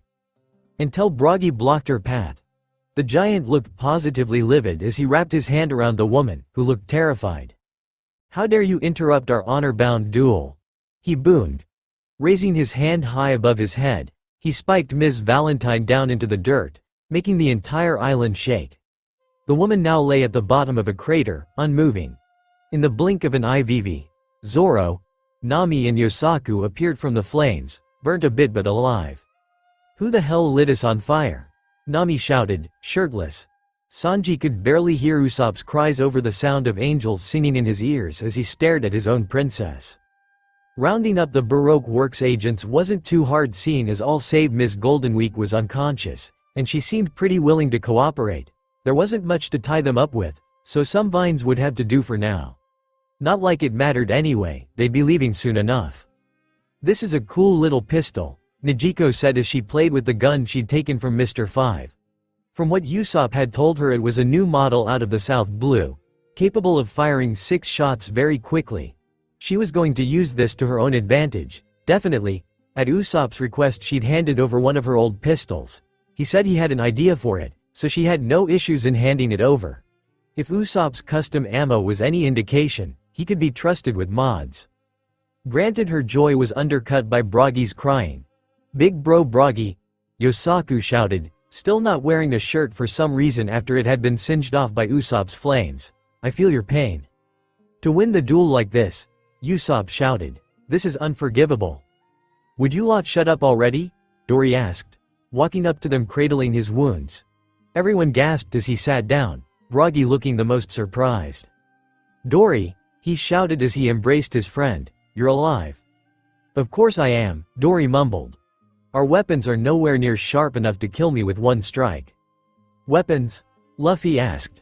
Broggy too looked confused before his eyes widened. Of course, he boomed. 100 years of fighting will surely dull a weapon. Dory nodded at this, looking down at the gash across his front. You barely cut me at all, he said pointedly. It hurts, but it's not deep. Still, Vivi muttered. Those people came here because of me, and you guys got hurt. Oh stop it, Nami said, smacking the princess on the top of the head lightly, taking a break from using Sanji due to her shirtless dilemma.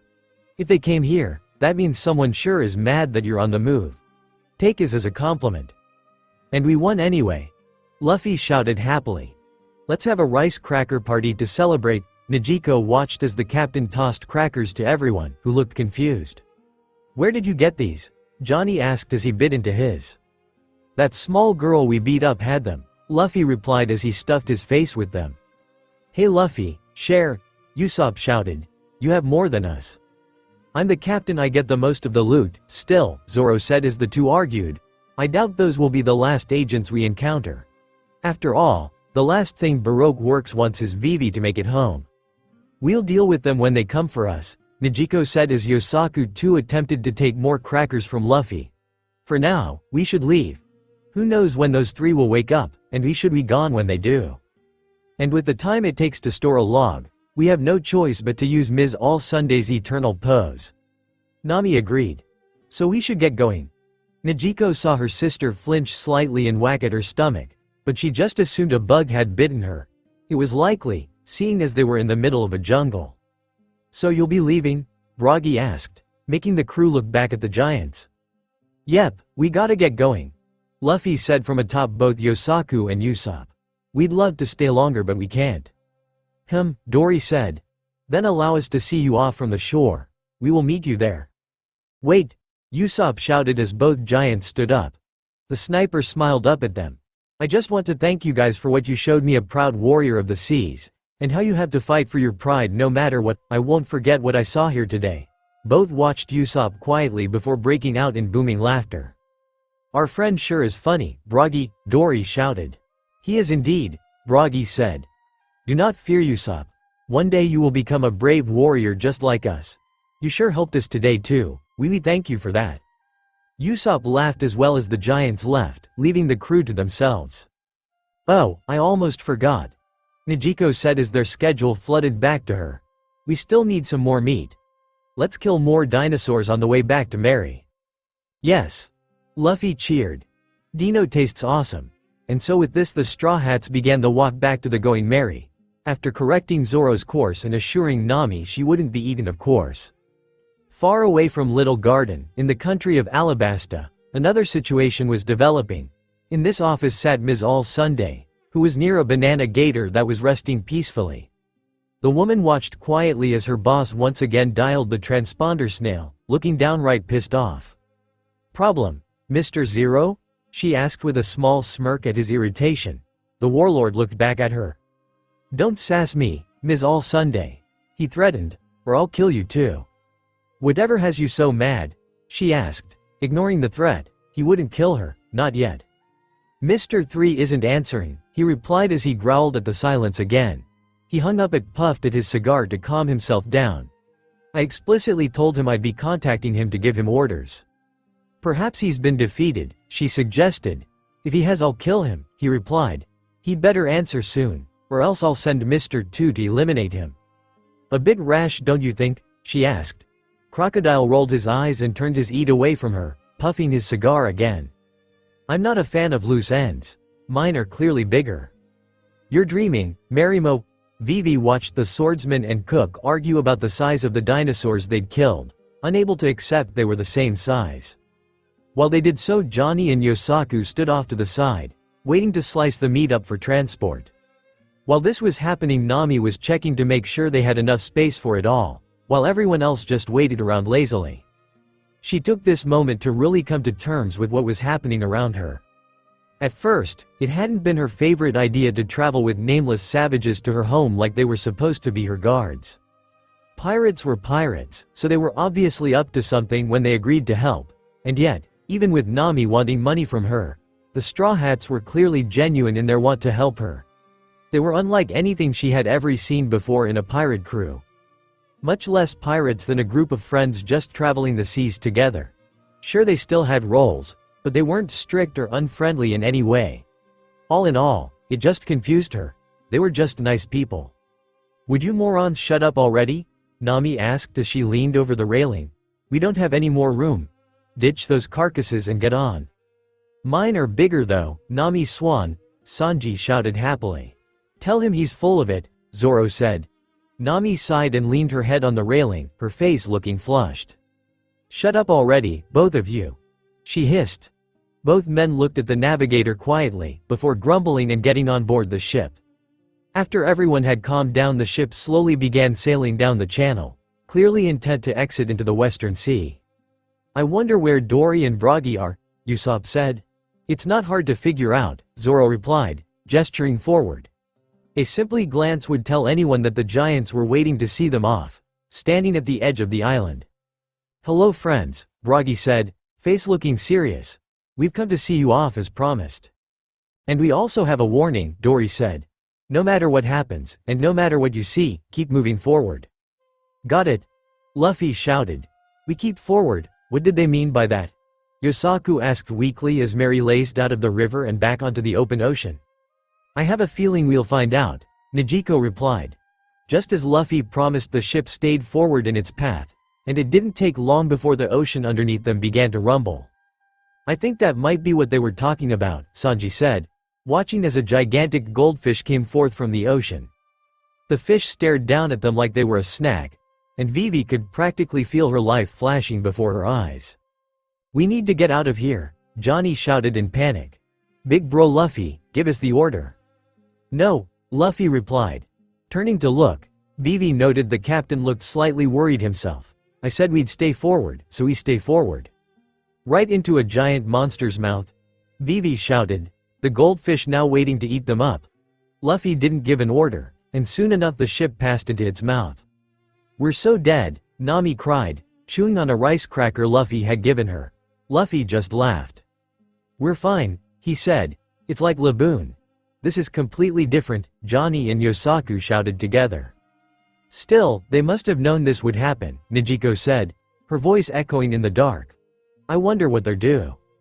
Nejico was cut off as a massive burst of air came forth, accompanied by the light returning to them. Once her eyes had readjusted, Vivi saw that they had returned onto the open sea. Turning back to look, she saw that Dory and Bragi had torn a literal hole through the monster, freeing them from the stomach of the beast. From what she could see though, they had broken their weapons in the process. "Good luck friends," Bragi shouted as he waved to them. "May Elbaf's gods bless you with luck." "That was incredible," Usopp shouted, tears coming from his eyes. "They're so strong they can cut monsters and the sea itself with just the wind." "We'll miss you big bros," Johnny and Yosaku shouted off the edge of Mary. "Thank you for helping us." "That was amazing," Vivi said in barely a whisper. "They cut through that thing like paper." "I wonder how they stack up to other warriors from Elbaf," Zoro asked with a smirk on his face. "I bet they'd be fun to fight with weapons in good condition." "Let's just get out of here before something else happens," Nami said. "Johnny, take the rudder. Yosaku, man the sails. A tailwind is about to hit us." "Wah! What happened?" Mr. 3 asked as he finally felt his consciousness returning. "We got beaten," he heard Ms. Goldenweek say somewhere nearby. Finally coming to completely, he looked up to take in the situation. He and Ms. Goldenweek were tied up by vines to Mr. 5 and Ms. Valentine, both of them also conscious. "They got us completely," Mr. 5 hissed. "Those damn pirates. How did we let this happen?" Ms. Valentine shouted. "They're a bunch of nobodies. We underestimated even the lesser of their crew," Mr. 3 hissed. "That damn sniper destroyed everything I built for that fight." "He destroyed my paints too," Ms. Goldenweek replied with a pout, "and they stole my crackers." "Those two swordsmen were pretty annoying as well," Ms. Valentine said. "Which sea did they come from again? That wasn't anything I was ready for." "Could this actually get any worse?" Mr. 3 asked weakly. Not only had he failed on his direct orders from Mr. 0, but they'd been humiliated by being allowed to live. What the hell were they going to do? I think it could, Mr. 5 grunted. Take a look. Mr. 3 made a face and looked over in confusion, wondering what the man had seen. It was the unluckies watching them quietly. Gah, he shouted. It can get worse, freeing themselves from the vines. The agents got to their feet as the otter and vulture watched them, before they attempted to fly off. Not a chance, Mr. 5 shouted. Taking aim with a booger, the man exploded the unluckies, causing them to fall back down to earth. Candle luck, Mr. 3 said, trapping the pair before they could attempt another escape. The agents walked up to the pair and watched them quietly, while the other two began to sweat. What do we do now? Ms. Valentine asked. Mr. 0 will still find out we let them get away. Mr. 3 frowned as he stared down at the unluckies, trying to figure out what they were going to do. Before long, he managed to formulate a plan. I know what we'll do, he said. Digging into the pack the unluckies had, he found the eternal pose to Alabasta he figured would be there. Walking away, he headed back towards the wax hut he had created before. The others followed behind quietly, not quite sure what he was up to. Once they reached the cabin and entered, they could hear the transponder snail ringing. Steeling himself, Mr. 3 cleared his throat and answered. Mr. 3? A rugged voice came through immediately. Mr. 0, he greeted as confidently as he could. What does me the honor? Cut the crap. I told you I'd be calling. Why did it take you so long to answer me? Ah, my apologies, Mr. 0. Those pirates got themselves lost in the jungle of Little Garden, and some giants were also having a fight.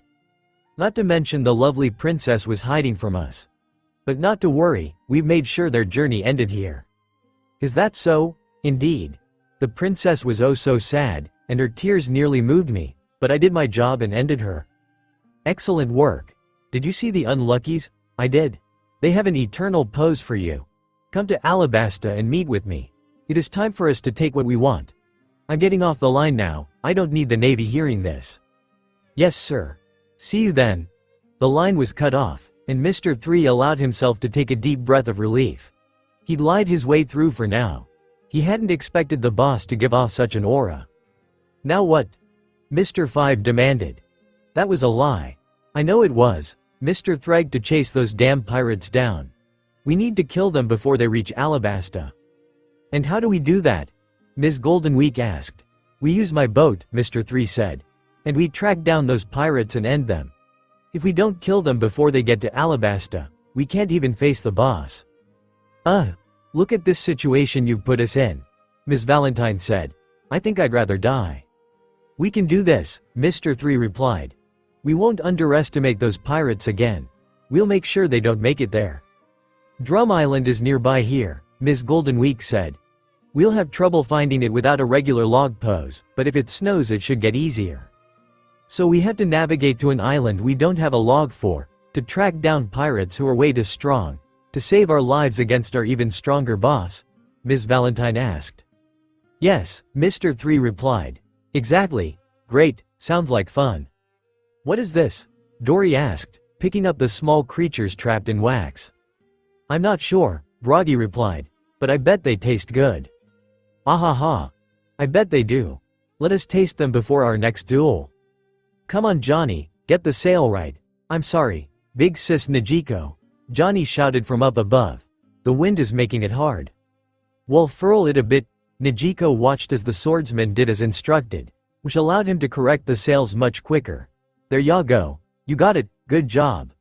Now that they had corrected into the wind, it looked like they could relax a bit. The rest of the crew was kind of spread out aboard the ship, no one really doing anything important. Yosaku was up against the side of the ship, shirtless and panting. You okay, Yosaku? She asked him, noting his flushed face. He nodded with a weak smile. Yeah, my burns are just hot under the sun, he said. I'll be okay. Najiko frowned at this. Go on inside, she said, gesturing towards the cabin. Take some rest, you look terrible. Nonsense, big sis Najiko, he said as he tried to stand. I can help, give me something to do. I just did, Najiko replied with a smile as he put a hand on his shoulder. That was an order from your quartermaster. Go and rest. I don't want to work you to death. Yosaku looked ready to argue, but it was clear he felt too sickly to do so. So with that he turned and walked towards the cabin, stumbling a bit as he did so. Najiko watched him worriedly for a bit, but eventually left him be and turned away. She could see Nami leaning up against the mast of the ship, watching the eternal pose quietly. "You okay?" she asked as she walked up to her sister. Nami looked up at her and nodded, despite looking sickly too. "Yeah, just making sure we're on course." Geez Najiko, I'm really not feeling good." Najiko frowned and placed a hand on her sister's head, recoiling in surprise. "You're burning up," she said. "You're sick with something." "Am I?" Nami asked weakly. "I guess I do feel pretty bad." "You and Yosaku both. Go and take a rest. I can watch the pose." Nami nodded and handed over the eternal pose, standing to leave. "Just make sure we're following right ahead," she said as she walked towards the cabin. "We'll make it to Alabasta if you do." Najiko turned as her sister stopped talking, and her eyes widened. "Nami," she shouted, rushing to her sister as she lay face down on the deck. "Nami, are you okay? Nami?" She was getting no response from her sister, and this only worried her more. "Guys, we have a problem." Nami just collapsed. "What?" Luffy asked as he bounded off of Mary's head towards them. "Is she okay?" "I don't know, but she's burning up," Najiko replied. "We need to get her into bed and see if we can help her." Without saying another word, Luffy picked the navigator up in his arms, making his way towards the cabin. Just as they reached the door, Sanji poked his head out. "Yosaku just collapsed in here," he said flatly. "He said he was exhausted, so I'll make him." "What the hell happened to Nami Swan?" "Get out of the way," Luffy replied as he shoved past the cook. "She's sick with something." As the crew funneled into the cabin, Najiko tasked Zoro with watching their direction. Johnny picked up Yosaku and together they carried them both to the same room. Nami of course got her bed, but Yosaku was kind of tossed onto the couch. Wet towels were applied to both foreheads, and now the crew just sat in relative confusion. "Are they okay?" Vivi asked weakly from beside Karoo, who also looked upset. Najiko watched the thermometer in her sister's mouth warily, watching it rise higher and higher. 40 degrees? She asked in disbelief. "Usopp, what's Yosaku running?" "Same thing," the sniper replied as he stared at the other thermometer. "What's happening?" Johnny shouted. "Are they gonna die?" "I don't know," Najiko replied weakly as she reapplied the towel to Nami. "But their fevers are far too high to just be a normal flu." "Don't we have anyone here with medical experience?" Vivi asked. Najiko turned around just in time to see the whole crew looking at her. "What, me?" she asked. "Sure, I helped the doctor back home a lot, but I'd barely call myself a doctor." "We can find one in Alabasta, right?" Usopp asked. "We could wait." "It'll take a week at least to get there," Vivi replied weakly. "What if they don't have that long?" "Is it that bad?" Luffy asked. "More than certainly yes," Najiko replied as her worry bubbled up. "What do we do?" No one said anything for a moment, unsure of the answer. It was Nami who broke the silence. "We don't have time," she hissed as she sat up, taking the towel off her head. "We have to get to Alabasta." "Don't be a moron," Najiko hissed as she tried to force her sister back down. "You need to rest." "No, I can't," Nami replied. "Vivi, check the drawer over there. You'll find out what I mean." Vivi went for the drawer that Nami had pointed out, pulling out a newspaper. All it took was her reading the title to see what Nami meant. 300,000 royal guards defected? She asked in disbelief. This can't be real. The odds just flipped in the rebels' favor. "Which means we have even less time now," Nami said. "We have to hurry and get to Alabasta or else all those people will fight for nothing." "Nami," Najiko tried as her sister got up to leave. "Nami, come back here." The crew chased after the navigator as she went topside, trying to convince her not to. Despite their pleas, she began bossing Zoro around for his negligence, then commanding them to turn the ship around. "Nami, you need to relax," Luffy said with a worried frown. "You're not okay." "Yes, I am," Nami replied. "Now turn the damn ship around." Despite the pleas from the crew, they begrudgingly did as she asked and began to turn the ship around, turning them away from where they had been heading. "Things are going so bad," Johnny hissed. "What could possibly happen next?" "Everyone," the crew turned as Vivi exited the cabin, looking down at all of them. "I know I'm asking a lot of you, but after what I just read I need to get home as soon as possible." See? Nami asked. I knew she'd want that. We don't have time to help me. Which is why we're going to find Nami and Yosaku a doctor as soon as possible. Huh? Nami asked. Good decision. Luffy shouted. Nami's faster when she's feeling good. Nijiko was there to catch her sister as she collapsed again, whose fever felt even worse. I'm saying I'm fine. Stop acting so tough, you're bad at it. Nijiko advised with a weak smile. Come on, let's get you down below. What the hell is that? Usopp shouted. Nijiko turned and watched in disbelief as a cyclone took over the sea behind them, right where they had been about to go. How the? Vivi asked. The Grand Line's weather is bad enough, but to be able to predict it so well. Nijiko knew what the princess was saying. She looked down at her sister with a wave of pride for her. You're really amazing, you know that, Nami? Ms. All Sunday. Ms. All Sunday looked up at Mr. Zero called for her. He seemed irritated, and that in turn made her smirk. Wha now? She asked. He seemingly ignored her snark and glared at her. Contact Mr. 2, get him to patrol the seas around Alabasta. I want to know if Mr. 3 was lying to me. Whatever makes you think that? She asked. He took far too long to answer me, he replied. I'm not a fan of loose ends. If Mr. 2 finds those pirates, I will kill those morons myself.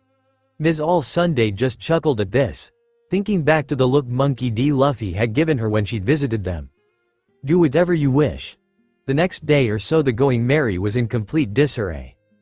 Nami and Yosaku being sick meant that their navigation was weak at best, and horrific at worst. Yosaku being down meant that they had lost a body to man the sails or rudders should they need him, which made things a little harder. Not only that, but Luffy had tasked Nijiko with keeping an eye on both of their sick members, as she was the only one with really any medical experience. This meant that for the past 24 hours their quartermaster was down below too, so the operation topside was weak. They needed to find a doctor, or else they would be in serious trouble. Luffy didn't know how serious the fevers were, but from what Nijiko had said it was really bad that the fevers were so high. He'd never really been sick before, so he'd have to take her word on that. Even so, he could see that Nami and Yosaku were suffering. How are we doing? He asked as the Merry sailed through the quiet sea. We're fine, Usopp replied, eyes glued to the ocean ahead of them. Should I keep an eye on the eternal pose? Luffy frowned at this. Forcing Nami and Yosaku to wait until they got to Alabasta wasn't a good idea, but they had no logs saved for any other island nearby. I guess, he finally replied as he turned to enter the cabin. I'll see how those two are doing. Okay. Leaving the sniper to his impromptu orders, Luffy entered the Mary's cabin and made his way for the female quarters, which had been turned into a makeshift sick ward due to not wanting to move either of their crew members. He'd forced Nijiko to sleep somewhere else last night as well, not wanting to expose her to both sickness so much. They didn't know if she could catch it, but the last thing they needed was for her to get sick too. Reaching the door he was looking for, he knocked to signal his entrance, opening the door. Looking in, he could see Nijiko sitting next to Nami, looking down at her sister. How are they? He asked as they walked in. Nijiko didn't reply to this, still looking at Nami. Nijiko? Are they okay? There was more silence, but the quartermaster sighed. Change the cloth on Yosaku's head, she said. Luffy turned to his side to see the suffering swordsman. Noting the cloth looked dry, he did as he was told, wetting the cloth and reapplying it to his head. The man didn't respond, just kind of weakly groaning and making a face. Okay, done, he said. Now could you answer my question? They're bad, was the response he got. At this point I don't think either of them can even respond to us if we ask them something. I've been doing my best to keep their fevers down, but it's barely helping. What could have caused this? He asked. Why are only these two sick? Any ideas? No, if it was something airborne we likely would have been infected too, but it seems not to be, because I feel fine. Luffy made a face at this, trying to remember what his grandpa had told him about avoiding diseases.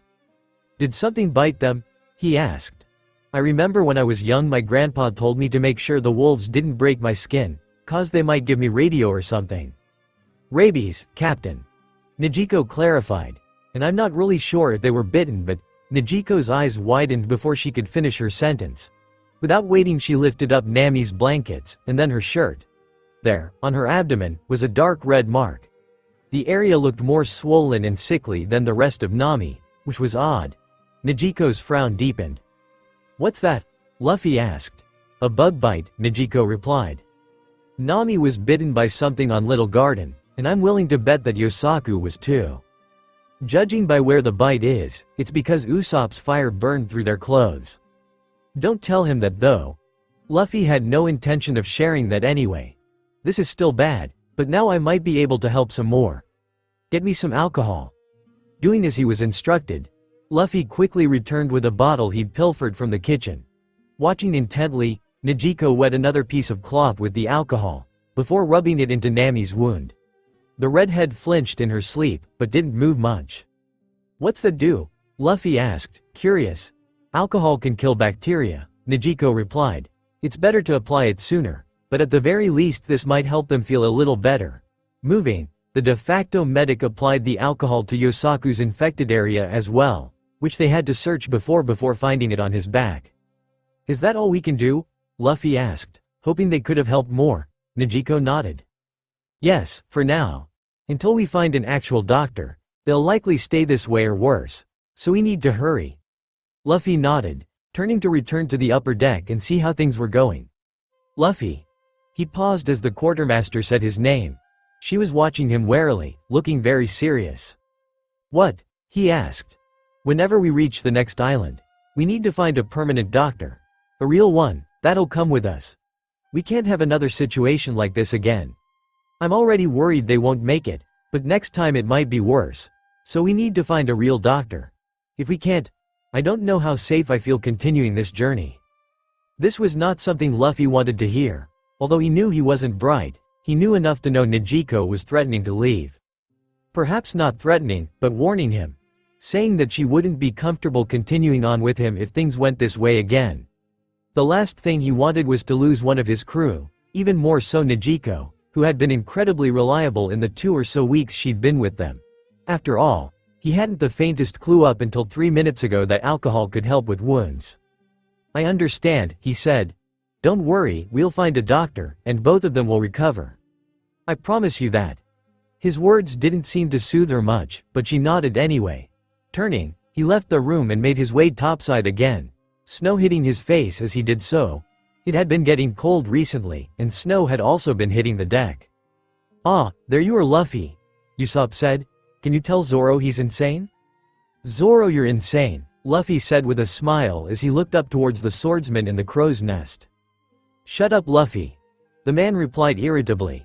"I'm telling you guys, there's someone standing on the water." "That makes no sense, crazy man," Usopp replied. "How can someone stand on the water? And why would they be out here in the middle of no?" "Big bro, Zoro's right," Johnny shouted from the bow of the ship, wrapped up in a blue jacket to protect himself from the cold. "There's a man standing on the water." Confused, the man ran forth to see it for themselves.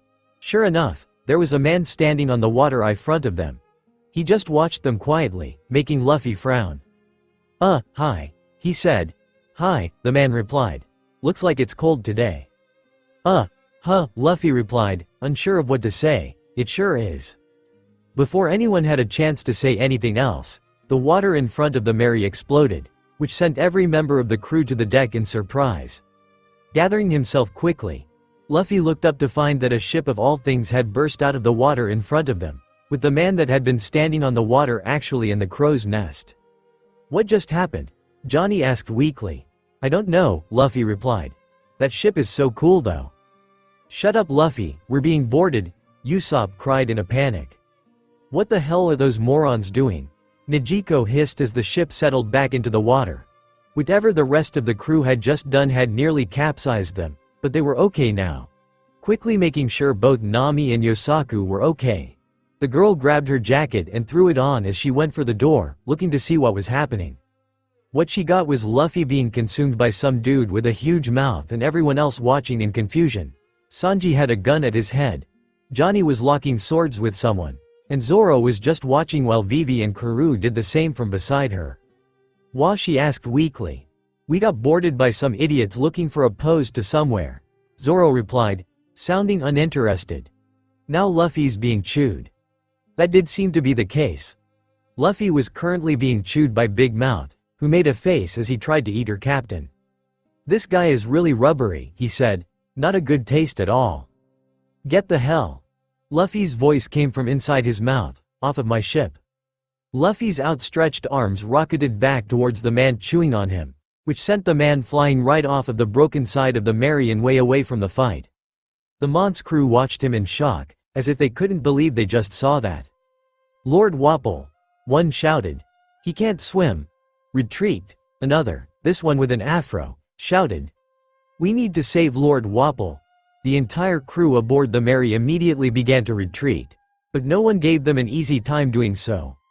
Luffy and the others harassed them the entire time, sending a few more flying and hurting them as they retreated and quickly sailed away, right in the direction of their lord. Soon enough, despite the utter chaos, the Mary once again grew silent.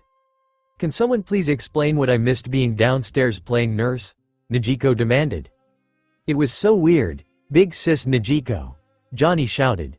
"This guy was standing on the water, at least we thought he was. He was actually on his submerged ship, which came up and attacked us." "That prick ate Mary," Luffy shouted angrily, standing over to the side. Nijiko turned to see that a massive chunk of the side missing. She really had missed a lot. "I'll never forgive him." "Ignore it," Sanji replied as he lit a cigarette. "You sent him flying, so we'll probably never see him again." "He said he was trying to get to Drum Island," Vivi said as she joined the conversation. "Heard of it?" Zoro asked her, the princess nodding. "I have," she said. "It's a winter island, and judging from the stabilizing weather it has to be nearby. They'll definitely have a doctor for Nami and Yosaku." "So we have to find Drum, then," Luffy said. "Sounds like a plan. Usopp, keep your eyes out for an island. Everyone else, man the sails or whatever." "Have someone else tell us what to do, Captain," Zoro said with a smirk. "Nijiko is way better at it than you are." "Then tell us what to do, Nijiko," Luffy replied with a laugh. Nijiko couldn't help but smile a bit at this, her captain's attitude getting to her. "May as well just promote me," she replied. "I do most of the work anyway. Regardless, he's right. Keep an eye out for Drum. I've got my hands full." "You should take a break, Nijiko," Vivi said as she smiled at her. "I can look after them for a bit, it's no big deal." "No need," Nijiko said. "I can look after two sick morons. It's not that hard." "Nijiko, take a break," Luffy said, surprising her. She turned to him, and he was watching her warily. "You've done a lot. We need you up here too." "And they also don't need me," Vivi said with a smirk as she went for the cabin. "So I'll take my turn looking after them. After all, it can't be that hard." Another day or so passed by without much happening. Nijiko had finally accepted a break from looking after their sick crewmates, allowing Vivi to substitute in for her. This freed up the quartermaster to command the men around the deck, allowing them to gain some real distance instead of loitering around like they had been before. When night came, Luffy trudged down to where Nami and Yosaku were, intending on sleeping there. Johnny had followed him, still worried about Yosaku. The two slept soundly, despite their worry for their friends. After morning came, the crew continued operating as best they could without a real navigator, and it didn't take long before things changed. "Island!" Usopp shouted, making everyone perk up. "I see an island." "Really?" Luffy asked as he felt his face break into a grin. "Yes, finally. What do you see, Usopp?" "Looks pretty mountainous," he replied from the crow's nest. "Really big weird mountains, but it's definitely a snow island." "Let's hope they have a doctor," Nijiko said. Nami and Yosaku aren't doing any better than they were before. This brought Luffy's mood down a bit, knowing his friends weren't feeling any better than before.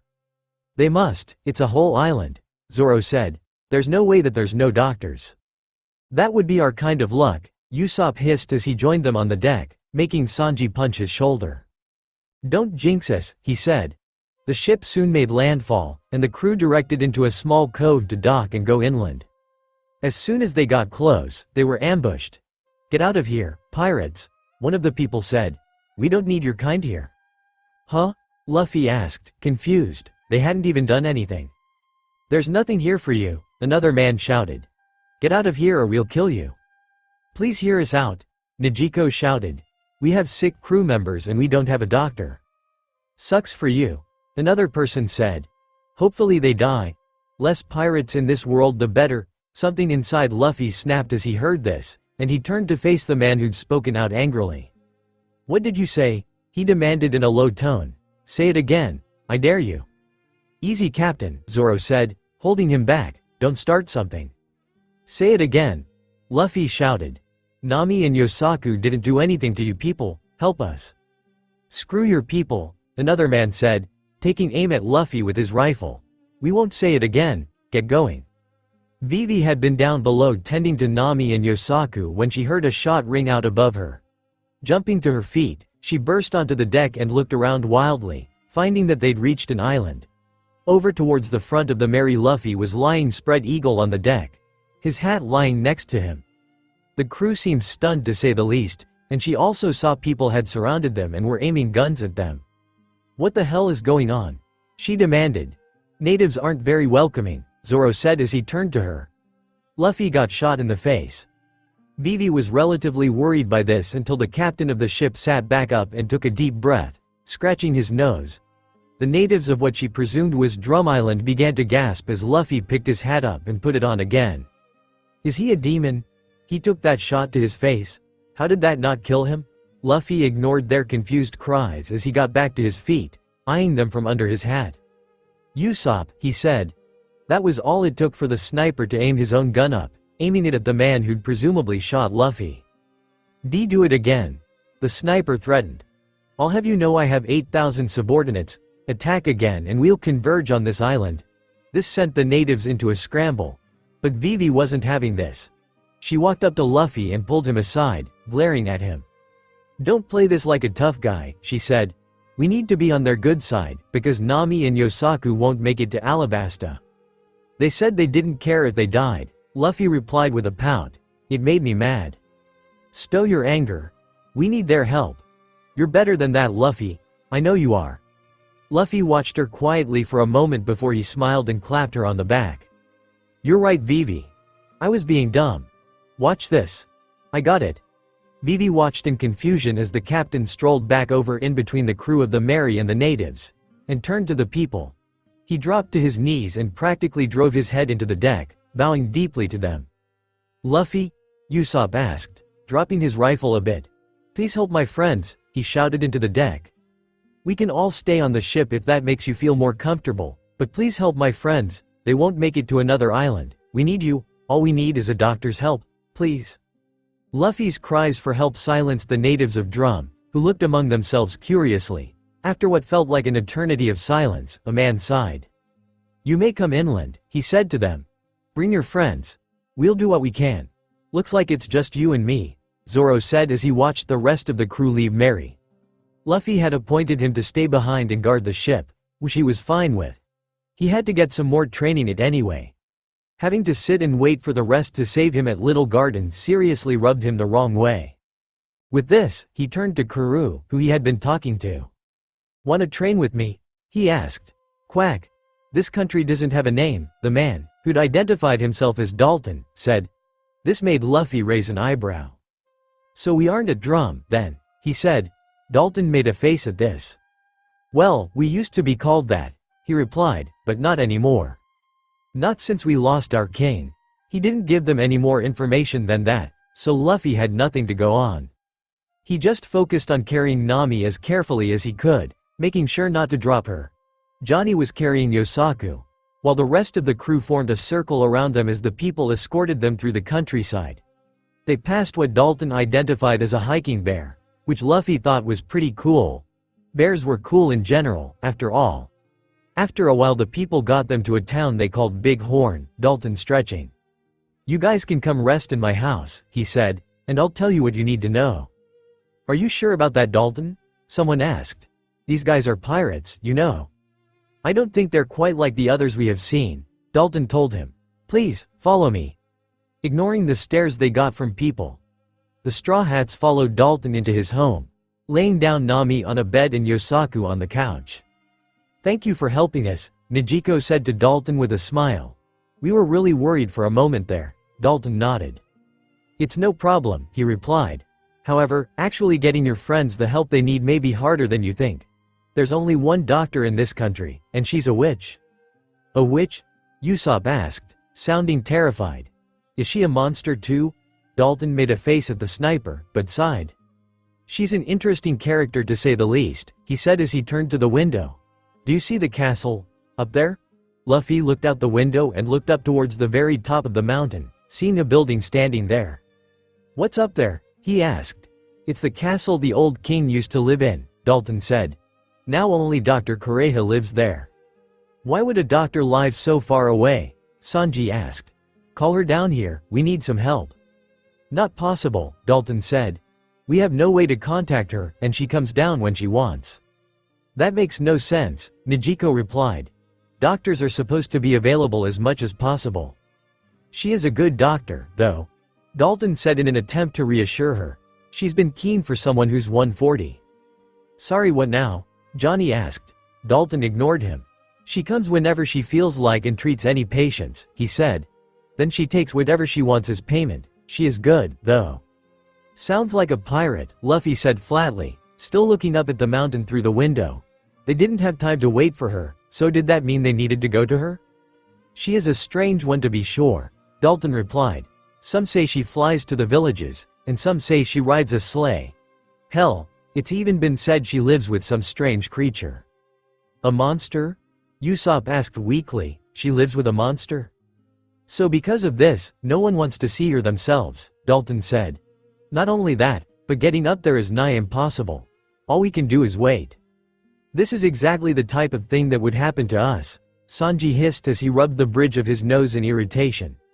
Luffy frowned and crossed his arms, thinking about their options. Waiting wasn't a good idea. Both Nami and Yosaku were in a bad way. But from what Dalton said, getting to that mountain might not be the easiest thing in the world. Be big bro Luffy. Luffy snapped back to reality as he heard his name being called, looking towards the couch. Yosaku had opened his eyes, and was staring right at him.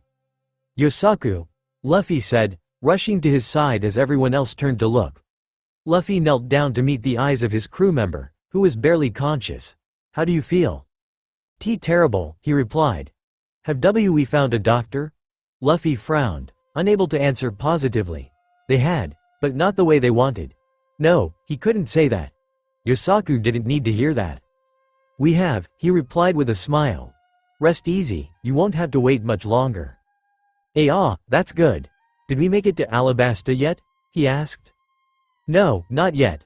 Luffy said. Don't worry about that. Focus on staying alive. We need you. Yosaku managed a weak smile before his eyes closed again, presumably falling asleep again. Luffy stared at the man quietly for a moment before he sighed and took a deep breath, standing. I'm taking them to the doctor directly, he said as he turned to everyone else. We can't wait. Did you hear me? Dalton asked. It's not possible to get up there? Did I say I cared? Luffy countered, surprising Dalton. Nami and Yosaku have run out of time, and I'm not waiting. Luffy, it's not possible, Sanji said. I don't like it any more than you do, but... I'll come too, Nijiko said, cutting Sanji off. I'll carry Nami. Luffy nodded. Thanks, he replied. Hey, don't leave me out, Johnny shouted. I'm coming too, I can carry Yosaku. Sounds like a plan, Luffy replied, walking over to Nami. Hey, Nami. Are you there? Despite how pained she looked, the navigator managed to open her eyes. We're gonna get you to the doctor now. But I need you to trust me, okay? Why do you even have to ask? She scolded weakly, raising her hand up slowly. Of course I trust you. Luffy smiled brightly at this, accepting the high five he was offered. That's the spirit. Let's go find this witch. Stand still, Vivi said as she tightened the straps. I need to make sure that they're secure. She tied the knot as hard as she could, securing Yosaku to Johnny and Nami to Nijiko. Both needed their hands free, so carrying them like this was really the only way they could accompany Luffy. There, that should be tight enough. Think so? Nijiko asked, testing the fastening to make sure it wasn't loose. Well, it feels good. Then let's go, Luffy said. We don't have time to stand around talking. Are you guys sure about this? Dalton asked as the two joined Luffy. It won't be an easy trek by any stretch. We can't wait anymore, Nijiko replied. We won't either, Johnny shouted. We need to help them. Wait you guys, Usopp shouted, running up to them. "Nijiko, I have something for you." "Huh?" Nijiko asked, sounding confused. "What?" Usopp smiled. "Remember I took one of your old pistols cause you took Mr. Five's? Well, I had an idea for it, and I outfitted it. I present to you the first Usopp brand grappling gun." The new weapon was pressed into Nijiko's hand, who stared at it in surprise. The flintlock had been modified significantly, its barrel being much thicker and now had a hook hanging out of the end of the barrel. "Wow," Nijiko said as she broke into a grin. "Does it work?" "Of course it does, I made it," Usopp replied with a smirk. "I know it won't get you guys to the top, but there's a decent amount of rope in there. Let me know how it goes." "We will," Nijiko replied with a smile as she pocketed the gun. "Nice work, Usopp. Can you modify my holster so I can hold it better?" "Of course. I'll get on that once Nami and Yosaku get better." Usopp seemed very proud of his work, and Nijiko's compliment seemed to fill him with even more. Dalton just smiled. "Well, in that case, you should take the route to the east. It's relatively free of lapins and easier too." Dalton was interrupted as Luffy let out a battle cry, both Nijiko and Johnny following close behind as he sprinted off towards the mountain in the distance. Vivi watched with a weak smile as they disappeared into the snow, Dalton looking surprised. "Yeah, he's not said to him." Dalton sighed and chuckled. "I can tell," he replied. "But when one cares so much about their crew, waiting can feel like hell." With this, he turned back to his house. "Would you like to come in? It's pretty cold out here." "I'm okay," Sanji replied, eyes glued to where the captain had disappeared too. "Me too," Usopp said, trying to look tough despite the fact that he was shivering. "I can wait too," Vivi smiled. "I guess we're waiting," she said to Dalton, who smiled as well. "I guess knowing your friends are so sick it's hard to calm down, huh?" he asked, sitting down. "Mind if I sit with you?" "Not at all," Sanji replied. "Meanwhile, want to tell us why there's only one doctor on the whole island?" Dalton frowned at this, looking down at his feet. "We used to have more doctors," he said. "Back when we were still a somewhat prosperous kingdom. Of course, we lost all of that when we were raided by pirates." "Pirates?" Usopp asked, Dalton nodding. "That's why you tried to scare us off. Pirates attacked you before." "Yes, exactly," Dalton said. "But it's so much more than that. This island lost everything because of those pirates. We're only barely able to hold on as we are, all because of that damn Blackbeard." Vivi didn't recognize the name of the pirate who had taken Drum down, but the fact that he had was enough to scare her. "I don't know how he did it. With only 5 members, he destroyed everything." "5? Usopp cried out. "Holy crap, I sure as hell don't want to run into that guy." "You sure don't," Dalton replied, looking upset. "That's not even the worst of it. When the kingdom found out just how much devastation Blackbeard had brought, that bastard King Wapol escaped with the royal army, leaving the whole country to fend for itself." "Wait, did you just say Wapol?"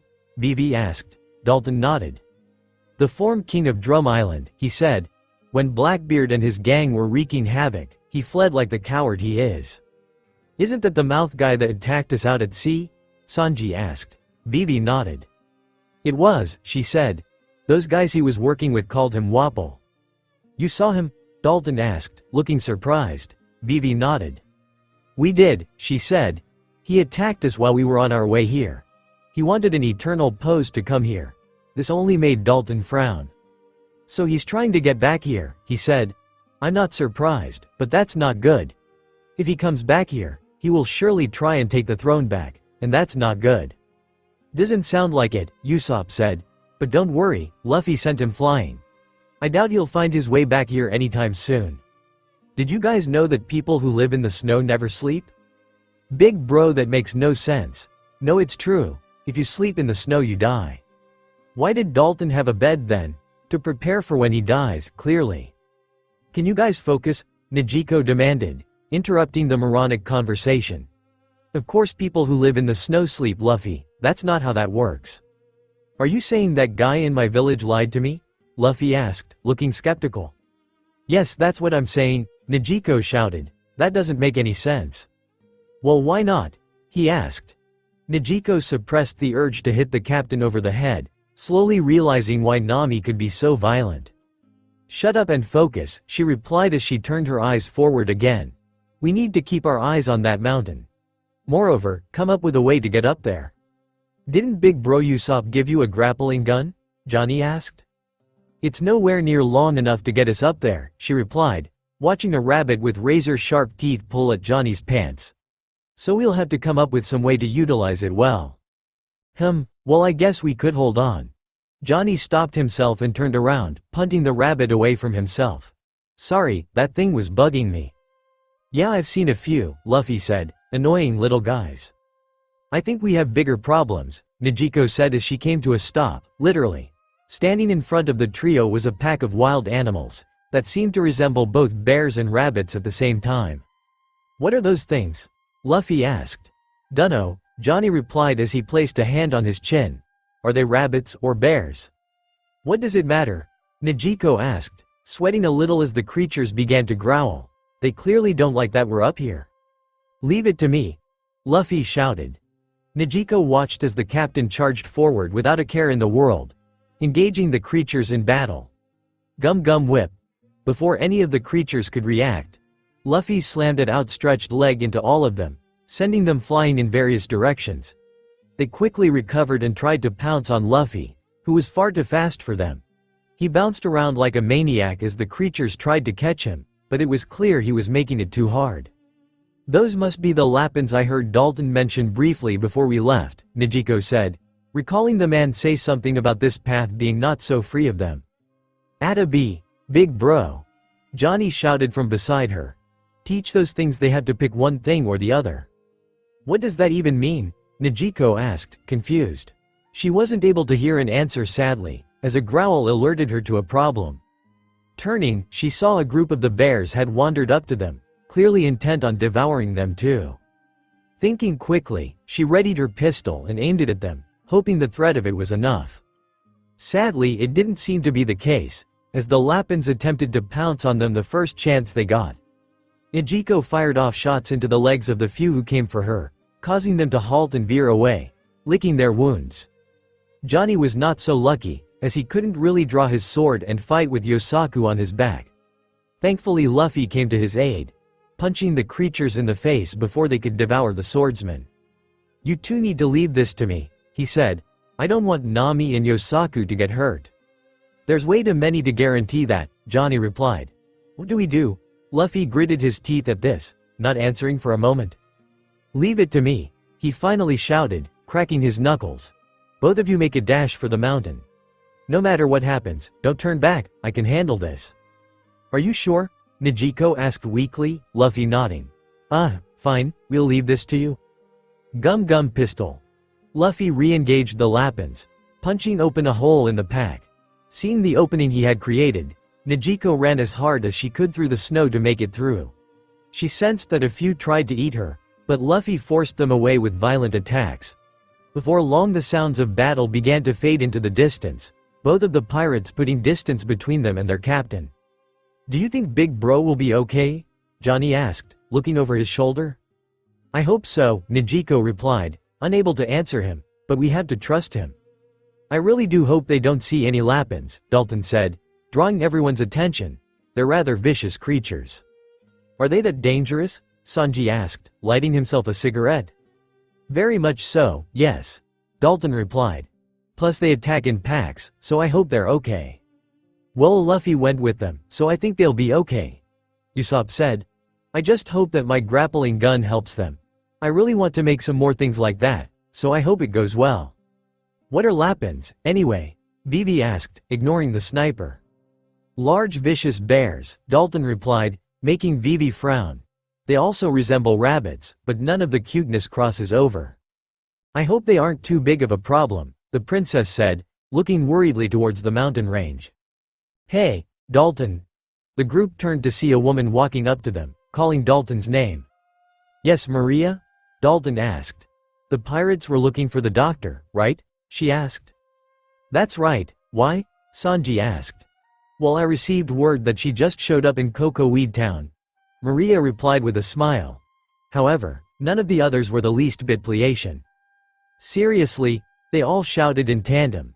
Meanwhile, in the aforementioned Cocoa Weed Town, A small boy was crying out in pain. This was much to the chagrin of his father, who wanted him to be quiet. Despite this, the boy continued to whine, now receiving threats from his father to quiet down or go outside. Before long, the doors to the bar burst open, surprising everyone inside. Standing in the doorway was a feminine figure, with a reindeer standing by her side. "Do you hear that, Chopper?" the woman asked. The father is so cruel, telling his son to be quiet or go outside. The reindeer did not reply, just watched quietly. "Dr. Kureha," the father said in surprise. "What are you doing here?" "What was that?" Kureha asked. "You want to know my secret to my youthful appearance?" "No one asked you that," the bar shouted angrily. Kureha laughed at this. "What else would I possibly be here for?" she demanded. "I've come to treat the sick. Now, tell me what's wrong, little boy." "I'm sorry," Dalton said weakly as the sled sped towards Cocoa Weed Town. "She came down yesterday. I never expected her to come down this soon." "It's not your fault," Vivi reassured as she kept her hair out of her face. "We just need to get there." "There's no way those three will come back anyway," Usopp said as he watched ahead of them. "And with how strong they are, they probably won't have a problem getting there. So we need to ask the doctor to go back to the castle to meet them." "So Dalton," Sanji said from behind them, trying to keep his cigarette lit. "You say the doctor is 140, right?" Dalton made a face at this. "Yes, why?" he asked. "Does she look good of her age or no?" the cook asked. "You need to stop right there," Usopp said. "Just don't." "I was just curious," Sanji said. Vivi ignored the men as they descended into an argument, presumably about the appearance the doctor would have. She kept her eyes forward, hoping to see the town on the horizon soon. After all, the doctor needed to get back to the castle. "I'm sorry," Dalton said, making her look over at him. "It's my fault there's no doctors here." "Don't be silly," she said with a smile. "This isn't your fault. Just focus and get us to Cocoa Weed. We'll be okay." Dalton didn't seem to really believe her, but he nodded and kept his eyes ahead. Vivi looked back and watched Usopp and Sanji argue about the doctor's appearance, smiling a bit. It was good to see that despite the bad luck, they were easily staying high-spirited. After all, it could be worse. "Lord Wapol, this is it. We've arrived. Ha ha ha ha ha ha, Drum Kingdom, your ruler has returned." Zoro hid under Mary's railing as soon as he saw the ship breach the water's surface. He knew that he'd recognized it. It was that weirdo who had attacked them the other day. Why was he here? Had he followed them? He had just been about to dive into the icy water to train, and now this was happening. Could they never catch a break? Karoo quacked fearfully next to him, and Zoro signaled for the bird to shush. As far as he could tell, they didn't know he was here, which was all the better. "Chess," the guy with the big mouth said. "How does my precious castle look?" "Undamaged, sir," another voice, presumably Chess, said. "Just the way we left it." "Wonderful. This is it, men. We can leave the pirate life behind and live like the royalty we are." "Sir," another voice said. "Those Brat's ship is right over there." "Huh? Crap, they'd spotted Mary." Zoro peeked over the side slowly, spotting the ship resting in the bay same as Mary. "Those annoying Brats are here too?" "Yes, but the ship doesn't seem to have anyone on it, there's no activity." "So they all went inland, huh? I won't allow such annoying tykes to run around my kingdom. Once we retake our land, we'll scour the island for them. One thing at a time, though. Men, let's retake what is ours." The crew cheered with the captain, all of them eventually making their way inland. Zoro just watched as they dealt with the small defense force that had been stationed at the bay, not wanting to risk revealing himself just yet. Once he was sure they were gone, he turned and looked at Karoo. "Looks like we've got trouble, Duck," he said. "Quack. What should we do, huh? Do we leave the Mary and go to find the others or what?" Quack. You're right. We can't follow the same path they did. They'd spot us. Maybe we should head a little more north, that way they won't see us through the snow." Quack. "Well duh. I'm not leaving the action to everyone else." With this, Zoro got to his feet and walked towards the cabin, looking for his coat. "Get ready, Duck. We're heading inland too." Quack. "What do you mean she isn't here?" Usopp shouted angrily, startling the people in the bar. However, the man who ran it didn't seem fazed. "You just missed her, sadly," he said. "I think she said she was heading to Gyosta. I'm not sure. What's that? Vivi asked, looking at Dalton. The man still looked upset with something. It's a lake north of here, he replied. If she's going there, she might be trying to skate on the surface. We don't have any time to waste. Let's go. Without wasting any more time talking, everyone jumped back into the sled, but before they could go, someone grabbed the edge of the sled to stop them. Dalton, the man said. Bad news. We're in a hurry, Dalton replied. What is it? It's Wapple. He's back. Dalton's eyes widened, and from what Vivi had been told, this wasn't good. Where? He demanded. He's on his way back to Big Horn. He came from the same bay the pirates are docked at. I wonder if Green Hair is okay, Sanji said. Vivi figured he would be. She'd seen what he could do. Dalton looked pained for a moment, before finally he got off of the sleigh and turned to them. I'm sorry, he said. I have to go and deal with this. Go north and you will reach Gyosta, trust me. Okay, Vivi replied. Be careful. Dalton nodded, before he turned and sprinted into the distance. Vivi watched him go before she turned to look at the others. What? Usopp asked. Should we help him? She asked. Sanji shook his head. We're spread too thin, he said. If anyone can help, it's Marimo. He's closest. We need to make sure that Doctor gets back to the castle. Sanji's right, Usopp said. Trust Zoro, I'm sure he can help. He's not that dumb. Usually, Sanji added.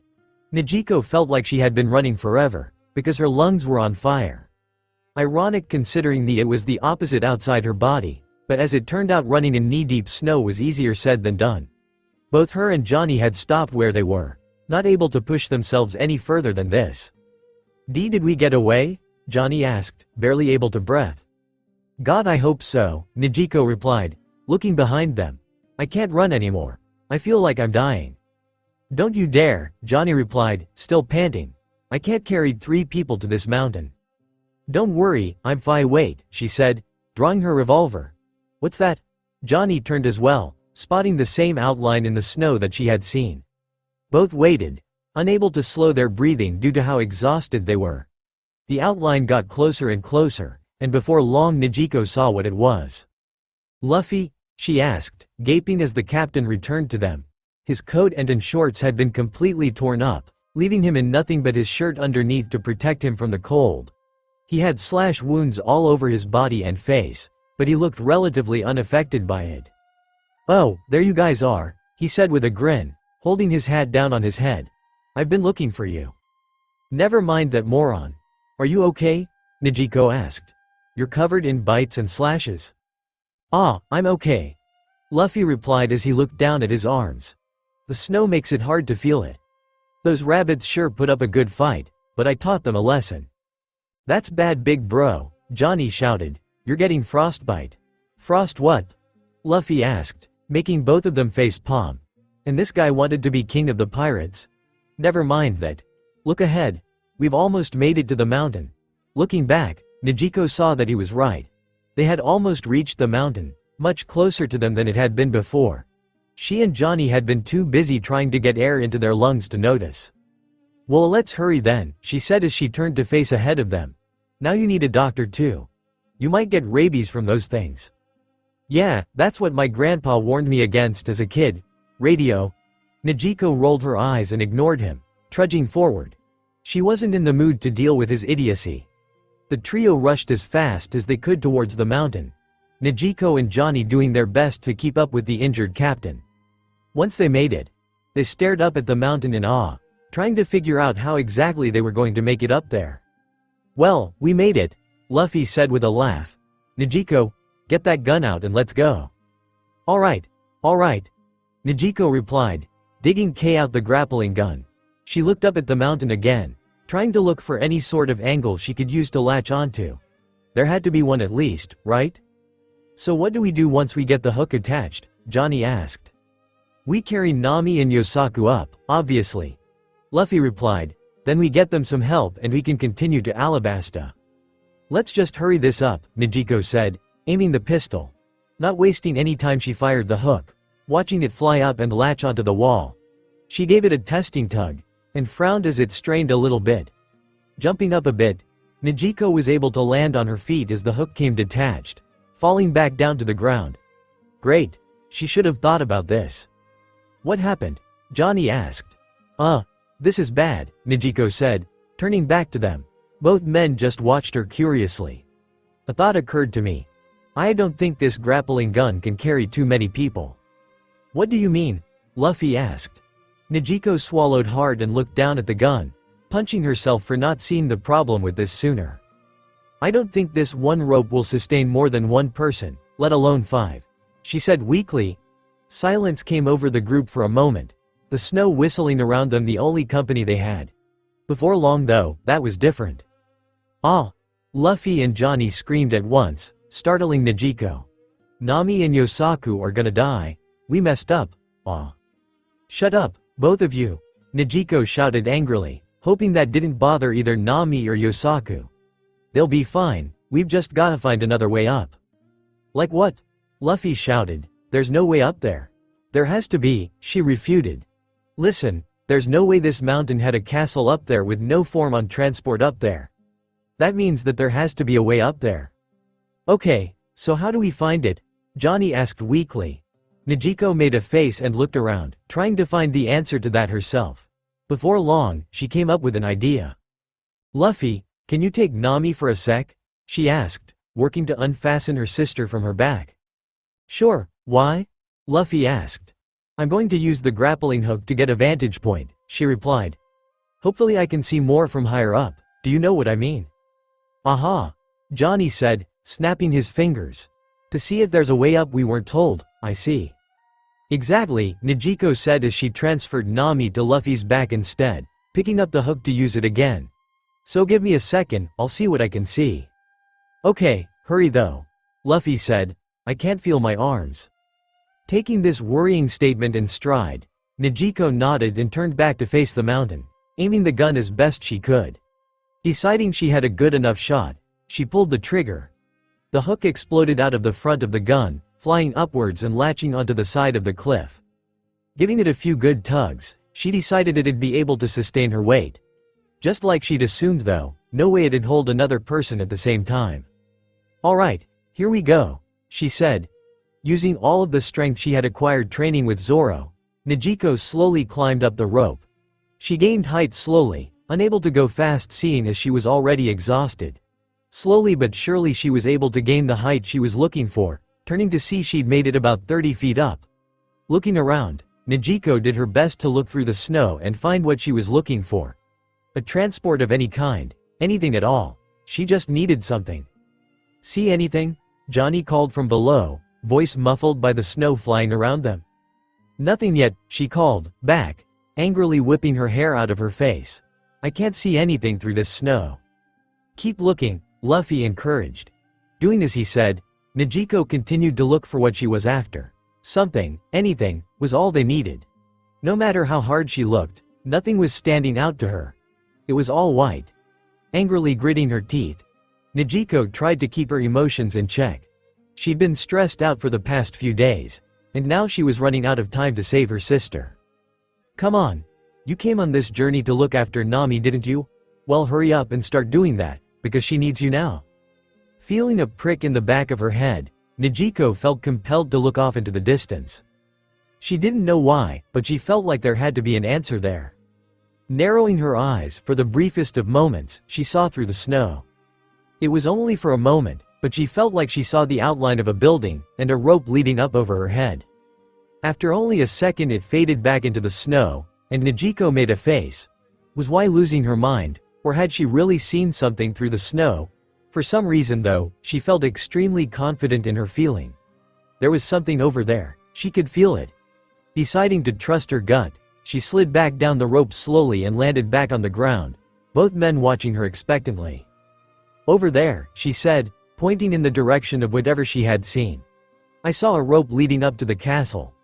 If we're going to find a way up, it's over here. Are you sure? Luffy asked as she tugged the hook off the mountain to shove it back in the gun.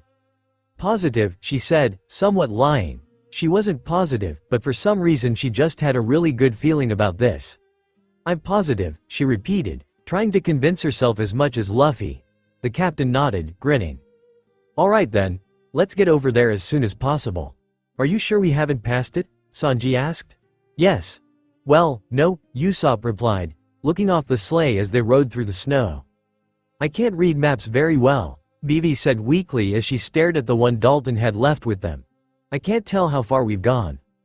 Surely she'll just return to the castle eventually, right? Sanji asked, sounding bored with what they were doing. I think we might be wasting our time. If she's so fast, then she's probably already left Gyasta. Doesn't mean we can't look, Vivi replied. Besides, it's like you guys said. Zoro can handle the problems at Big Horn. Come on, you stupid duck. How have we not gotten there yet? Zoro demanded angrily as Karoo sprinted through the snow. I told you where to go. Quack. Karoo replied angrily as it turned to glare at him. Quack, quack, quack, quack. What did you call me? Quack, quack. I am not hopeless. I know exactly where I'm going. Zoro growled as the duck ignored him and continued on its way. He knew this stupid thing was going the wrong way, but it didn't believe him. How hard was it to follow a path, honestly? Quack. Zoro looked down as Karoo came to a stop on a hill, which coincidentally overlooked a town. Huh, we got here, he said, Karoo looking at him smugly. Don't start with me, bird, or I'll tell the princess you got eaten by the wildlife out here. The threat seemed to shut the bird up, and Zoro disembarked to watch what was happening. From the looks of things, they were a bit too late to stop the devastation. Wapol was standing amid whatever was left of the surrounding buildings, chewing on part of one. He laughed as he swallowed the building, just like he had part of the Mary. Listen up, citizens, he shouted. Your king has returned, and I will eat or take whatever I want. Why is that again, Kuromarimo? You're the king of Drum, Lord Wapol. The man with an afro said. You're welcome to any and all possessions the citizens have. Damn right, Wapol agreed. And as such, I will take any and all things that I deem worthy. Your Highness, another voice said. Zoro watched as the man who had stood on the water appeared there. I have news on those children. They were seen heading towards the castle. The castle? Wapol demanded angrily. Why? It seems that the insufferable Dr. Kureha has moved in there. What? That witch is in my castle. This will not stand, men. Gather to me. We're heading to the castle this instant to kick out the witch and kill those children. Looks like things are going south, Karoo. Ed, the pirates organize around a massive snow hippo or whatever that was. We may have to intervene here. Q quack. Yes, both of us. What if they catch Vivi? This seemed to disturb the duck, who managed to put on some sort of battle face. It wasn't much, but Zoro supposed it was enough. However, before he could jump down, a cry rang out. Zoro looked back down. The man who had led his crew into town had appeared, carrying what looked like a shovel. Despite its appearance, it was clearly a blade. Using it, he'd slashed down Wapol's front, throwing the man backwards onto the ground as he bled. Dalton. The townsfolk around them shouted happily, You're here. So you're still roaming around, huh? You useless cow? Kuromarimo said with a smirk. What do you want? Dalton frowned as he spun his shovel around a bit, glaring at the men. I've come to kill you all, he said flatly. To end this, and bring peace to this land at last. Zoro smirked as the man faced off against Wapol and his men, looking menacing for a one versus who knew how many. Looks like things are just getting interesting, huh, Karoo? Quack. I'm gonna die. Wapol shouted as blood spurted from his wounds. However, nobody seemed concerned. Doctors, Kuromarimo said. Assist him. Zoro watched, stunned as doctors in scrubs appeared out of nowhere, seemingly ready to operate. The group surrounded Wapol and began to work, everyone watching in surprise. Before long they separated, and Wapol stood with a laugh. I feel much better now, he said. Oh my, Dalton. You used to be one of us. What are you doing here? Have you come to bow at my feet and ask to come back? Too bad, I won't take you back? Zoro couldn't tell because of how far away he was, but he could tell Dalton looked pissed. Never, he hissed. My allegiances are with your father and this island. I tried, I really did, to support you. But I can't, not after what you did. What I did? Wapol demanded. What did I do? You abandoned this place when Blackbeard was coming after us. Dalton shouted. You saved your own sorry hide instead of helping your people. You're not worthy of ruling this island, not like your father was. I disagree, Wapol said with a smirk. I am worthy, want to know why? Because I was born to rule. Just because you were born into a position does not make you worthy of it, Dalton countered. You treated the people who live here like s. You exiled all but 20 doctors and made them work for you. You made anyone who needed medical help lick your boots if they needed treatment. That's not how a king treats his people. Well, it's how I do, Wapol said with a laugh. Now, what did you say you were doing? Dalton lowered his gaze slightly, and Zoro could tell things were about to start. Before they did though, Dalton began to change. He grew fur on his body, and horns grew from his head. As he changed, Zoro noted that he looked like a cow of some sort. You heard me the first time, Dalton said.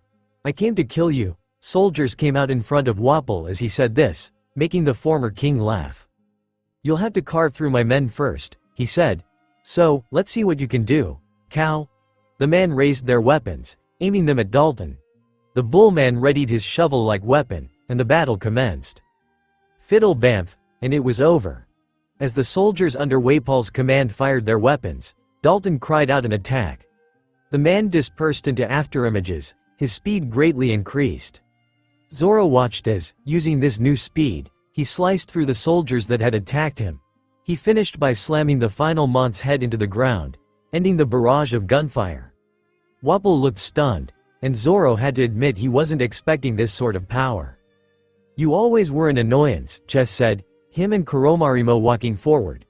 Chess readied a bow and arrow, while Kuromarimo readied his fists, hair? But, it's quite obvious what your weakness is. Is it? Zoro asked aloud, looking at Kuru. The duck just blinked at him, seemingly unsure himself. No, don't. Zoro whipped his head back around, trying to find what he'd missed talking to the duck. He soon saw it, as arrows were flying towards the crowd on onlookers instead of towards Dalton. The man was rushing forwards, but Zoro couldn't tell if he was going to make it in time. Damn it, man! Zoro hissed. Bolting forward, he beat Dalton to the arrows and sliced them in half, causing them to fall uselessly. The crowd looked stunned at his arrival, but he wasn't really concerned about that. He was just glad he'd made it in time. You, Dalton said as Zoro stood up straight. You're one of those pirates, aren't you? The one left guarding the ship, yeah, Zoro said as he removed Wado Ichimonji from his mouth. I saw them come inland and figured I might be needed. Where's my crew? Off looking for their doctor, Dalton replied. It's easier said than done these days, sadly. Zoro frowned. How hard could it be to get a doctor? We have to stop their advance here, do you understand? Yeah, Zoro replied as he turned his gaze back. I heard enough of their rambling to know they're not the kindest lot. Dalton nodded, also turning his gaze back to see what Wapol was doing, who just looked confused. Who are you? He demanded to Zoro. Wait, you were on that Bratz ship the other day, Zoro smirked. I was. You missed me back on the ship too. Too bad, huh? Wapol gritted his teeth angrily, his two advisors still standing by to fight. Chess, he shouted. Yes, sir, Chess replied. The man knocked an arrow and aimed it at Zoro and Dalton, who both prepared themselves. The arrow flew, but something was wrong. The arrow exploded halfway to them, churning out a massive smokescreen as it did. Zoro coughed as the smoke went for his eyes, squinting as he tried to see through it. All he could hear was Wapol laughing. I don't have time to deal with you Nimrods, I'll make sure to dispose of you once I've kicked that wretched witch out of my castle. Men, Robson, let's go. Zoro couldn't see it, but he could hear some massive thing sprinting past him. Once the smoke cleared, Zoro saw that the prior king and his men had disappeared. He could see a path leading up towards the mountains, which was obviously where they'd run off to. He ran off? Zoro demanded. Dalton sighed. He's quite good at that, he muttered under his breath. Come with me, swordsman. We have to make sure he does not make it to the castle. Okay, let's go. It's this way, how do you know? Their trail is right here, must have moved it. Quack. You be quiet. What the hell is this thing? Luffy asked as the trio finally made it to what Nijiko had seen through the snow. She herself had no idea, but if she had to guess it was some sort of transportation system. The small building led to a rope, which disappeared into the snow towards the castle. That was all, though. There was no actually transport in the building, which led her to believe it was either decommissioned or broken. Either way it was of no use to them. Crap, she hissed. Now what do we do? There's no way up this frigging mountain. Sure there is, Luffy replied. Negico raised an eyebrow at him, but he pointed towards the rope. The rope leads to the castle, right? He can use it to get there. Sure, but Negico tried. No, Luffy was right. The rope was the only way they were going to be able to get to the castle in time to save Nami and Yosaku. There's no way, Johnny said for her. How can we carry Nami and Yosaku over such a large distance? You know how far we walked to get here. Luffy just made a face at the swordsman. I'll carry them, he said flatly. Wait, what? Negico demanded. Luffy simply responded by pulling on his own cheek. I'm rubber, he said. I won't be as affected by the two of them weighing me down. I'll just stretch. Besides, if I do stretch I can get there even further by swinging like a monkey. He had to be kidding. No, Negico replied, wanting to wrestle her sister from the mont's back. I can't let you do that. You want me to let you swing yourself there with two deathly ill people? Do we have another option? Luffy demanded. Negico knew he was right, but she didn't want to admit it. You're insane, she confirmed, trying to convince herself just as much as Luffy. There's no way this will work. How can you expect to carry both of them and yourself over this giant space?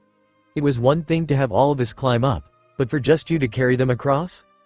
I won't drop them, Luffy replied simply. Of course you say that, Negico replied. But how can I just blindly trust you when it's so likely something will? Negico, Luffy interrupted. Negico watched as the man regarded her quietly, his owl-like eyes boring into her. What? She asked, taken aback by his staring. I won't drop Nami, he said. What? I won't drop her. Negico didn't know what it was, but something about the way Luffy was talking, the way he was staring at her, she felt no reason to doubt him. As if she now felt comfortable following him into the depths of hell. Before she even knew what she was doing, shake the space between them and the top of the mountain. Fine. She hissed angrily.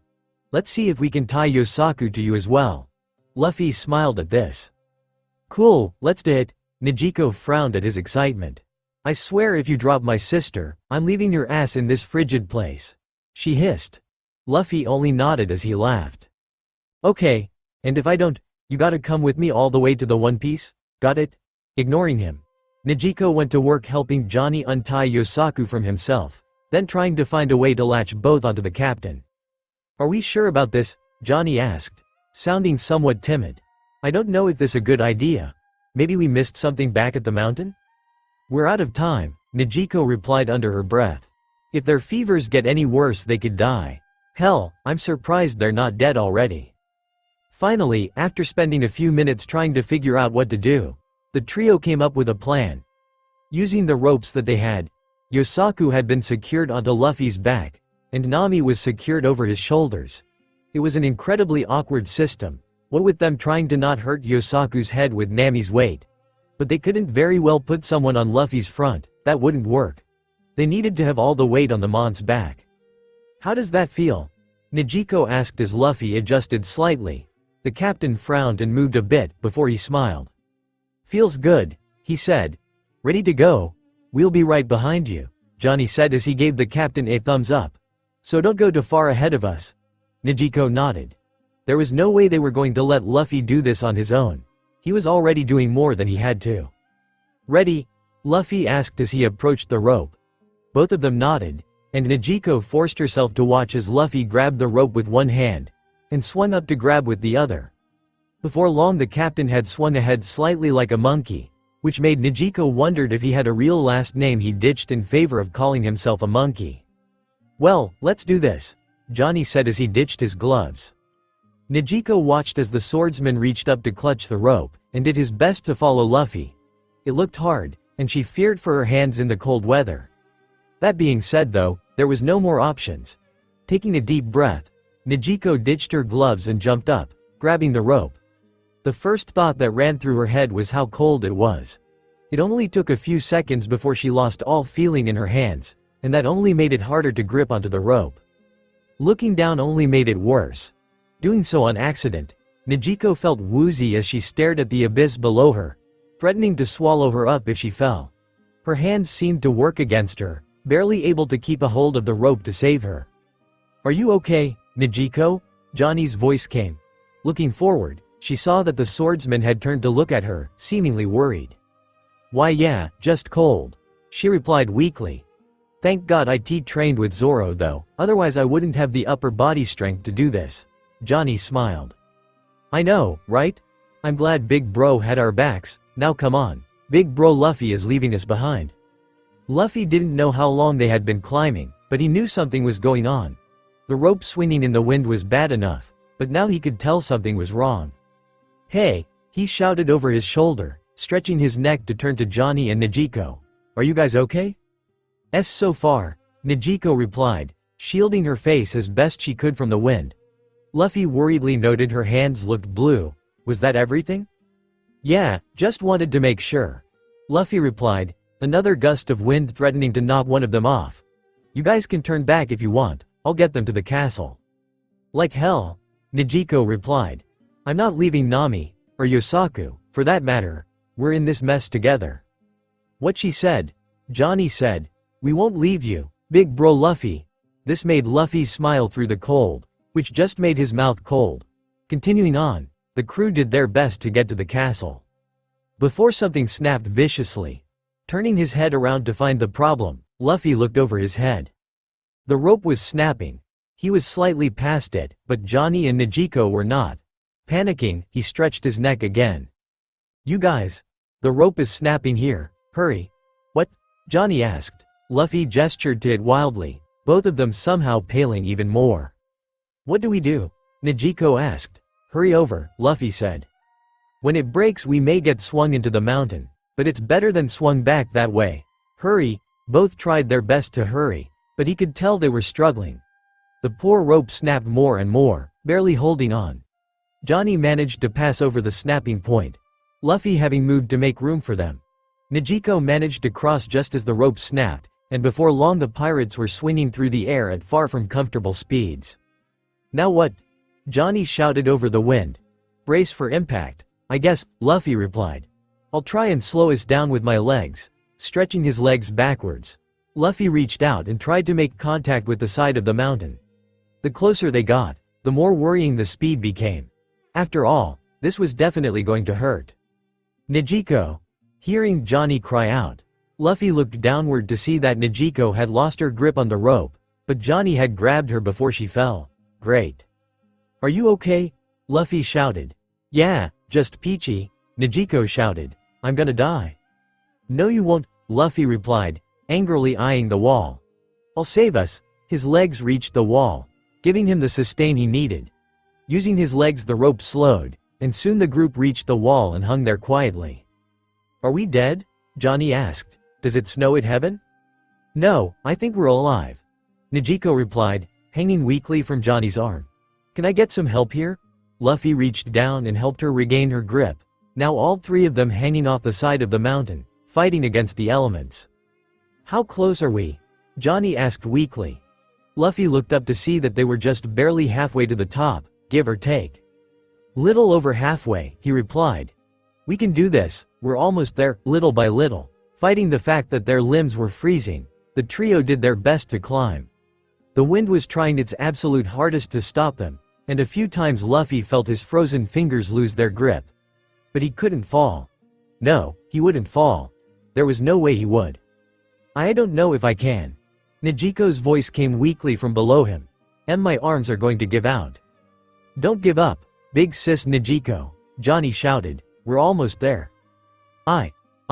Najiko, Luffy shouted, still climbing. I'm not telling Nami you fell. So gather yourself and let's get up this frigging mountain. He couldn't tell what she was thinking, but he didn't hear her complaining anymore. They continued their climb, the end coming closer and closer. Before long, Luffy was able to reach up and grip the edge, pulling himself over and crawling into the snow. Taking a deep breath, Luffy ignored the freezing snow pressed against his chest and turned to reach down, helping Johnny and Najiko up the side. Both of them sprawled out on the ground as well, panting heavily. I need more training, Johnny hissed weakly. My arms are on fire. Najiko said. We made it though, Luffy said. Now, let's get this done. Taking a deep breath, Luffy struggled to his feet and looked at the castle. Hey, we need a doctor out here. show yourself. For a moment or two, nothing happened. For a moment, Luffy was terrified there was no one here. Had they really done all of this for nothing, actually? As it turned out, they had not. As Luffy pondered their decisions, the front door to the castle slowly opened, and a pair of eyes watched them from inside. "Who are you guys?" the voice asked. "I'm telling you, we missed the lake," Vivi shouted as Usopp stared down at the map. "But where did we take a wrong turn?" he demanded. Sanji sighed from outside the sleigh, puffing on his cigarette. "We may as well just go back to Big Horn," he said as he watched the environment around them. "We've wasted who knows how much time. There's no way that old lady is still out here." "Are you sure?" Vivi asked. "What if she hasn't gotten back yet?" "We need to worry about ourselves too," Sanji replied. "We've gotten ourselves lost in the middle of nowhere. Who knows what kind of stuff is out here?" "Like those Lapins," Usopp agreed in fright. Vivi didn't know what to do. They had clearly missed their turn, but should they keep looking? Did they need to? "Okay, let's go back," she said, sitting back down in the sled. "It might get dark soon, so we should go." "I think we have bigger problems anyways," Sanji said. Making a face, Vivi turned to look at the cook, who was standing on a nearby ledge looking down. Joining him, both she and Usopp looked down to see a small ship anchored in the bay below them, one with a massive 3 on the side of it. "What is that?" she asked. Usopp made a face, taking his rifle off of his back and using it to look down. After a few seconds, he screeched. "It's the Baroque Works agents we defeated on Little Garden," he shouted. Not wanting to believe him, Vivi wrestled the gun from him and scoped in, looking for herself. Sure enough, Mr. 3 was down below, along with Ms. Golden Week, Mr. 5 and Ms. Valentine. "Why are they here?" Vivi demanded. "Why did they follow us?" "Isn't it obvious?" Sanji asked. "We pissed them off on Little Garden. Now it's personal." "What do we do?" Usopp cried. "We're all so split up, and we're down too. What now?" "I say we don't do anything," Sanji said, earning a raised eyebrow from both Vivi and Usopp. "They don't know we're up here, so let's keep out distance and see what they do. If we can catch them off guard, we can take 1 or 2 of them down. You guys down?" "I guess," Usopp said. "As long as we stay far away from them." Vivi nodded at this, not feeling confident with just the 3 of them. So, as the captain worked to get their sick crew members to a doctor, the first mate chased after the former king with Dalton. On top of all of this, Barkworks was back for a 3rd time and trying to stop them. What could possibly go wrong now?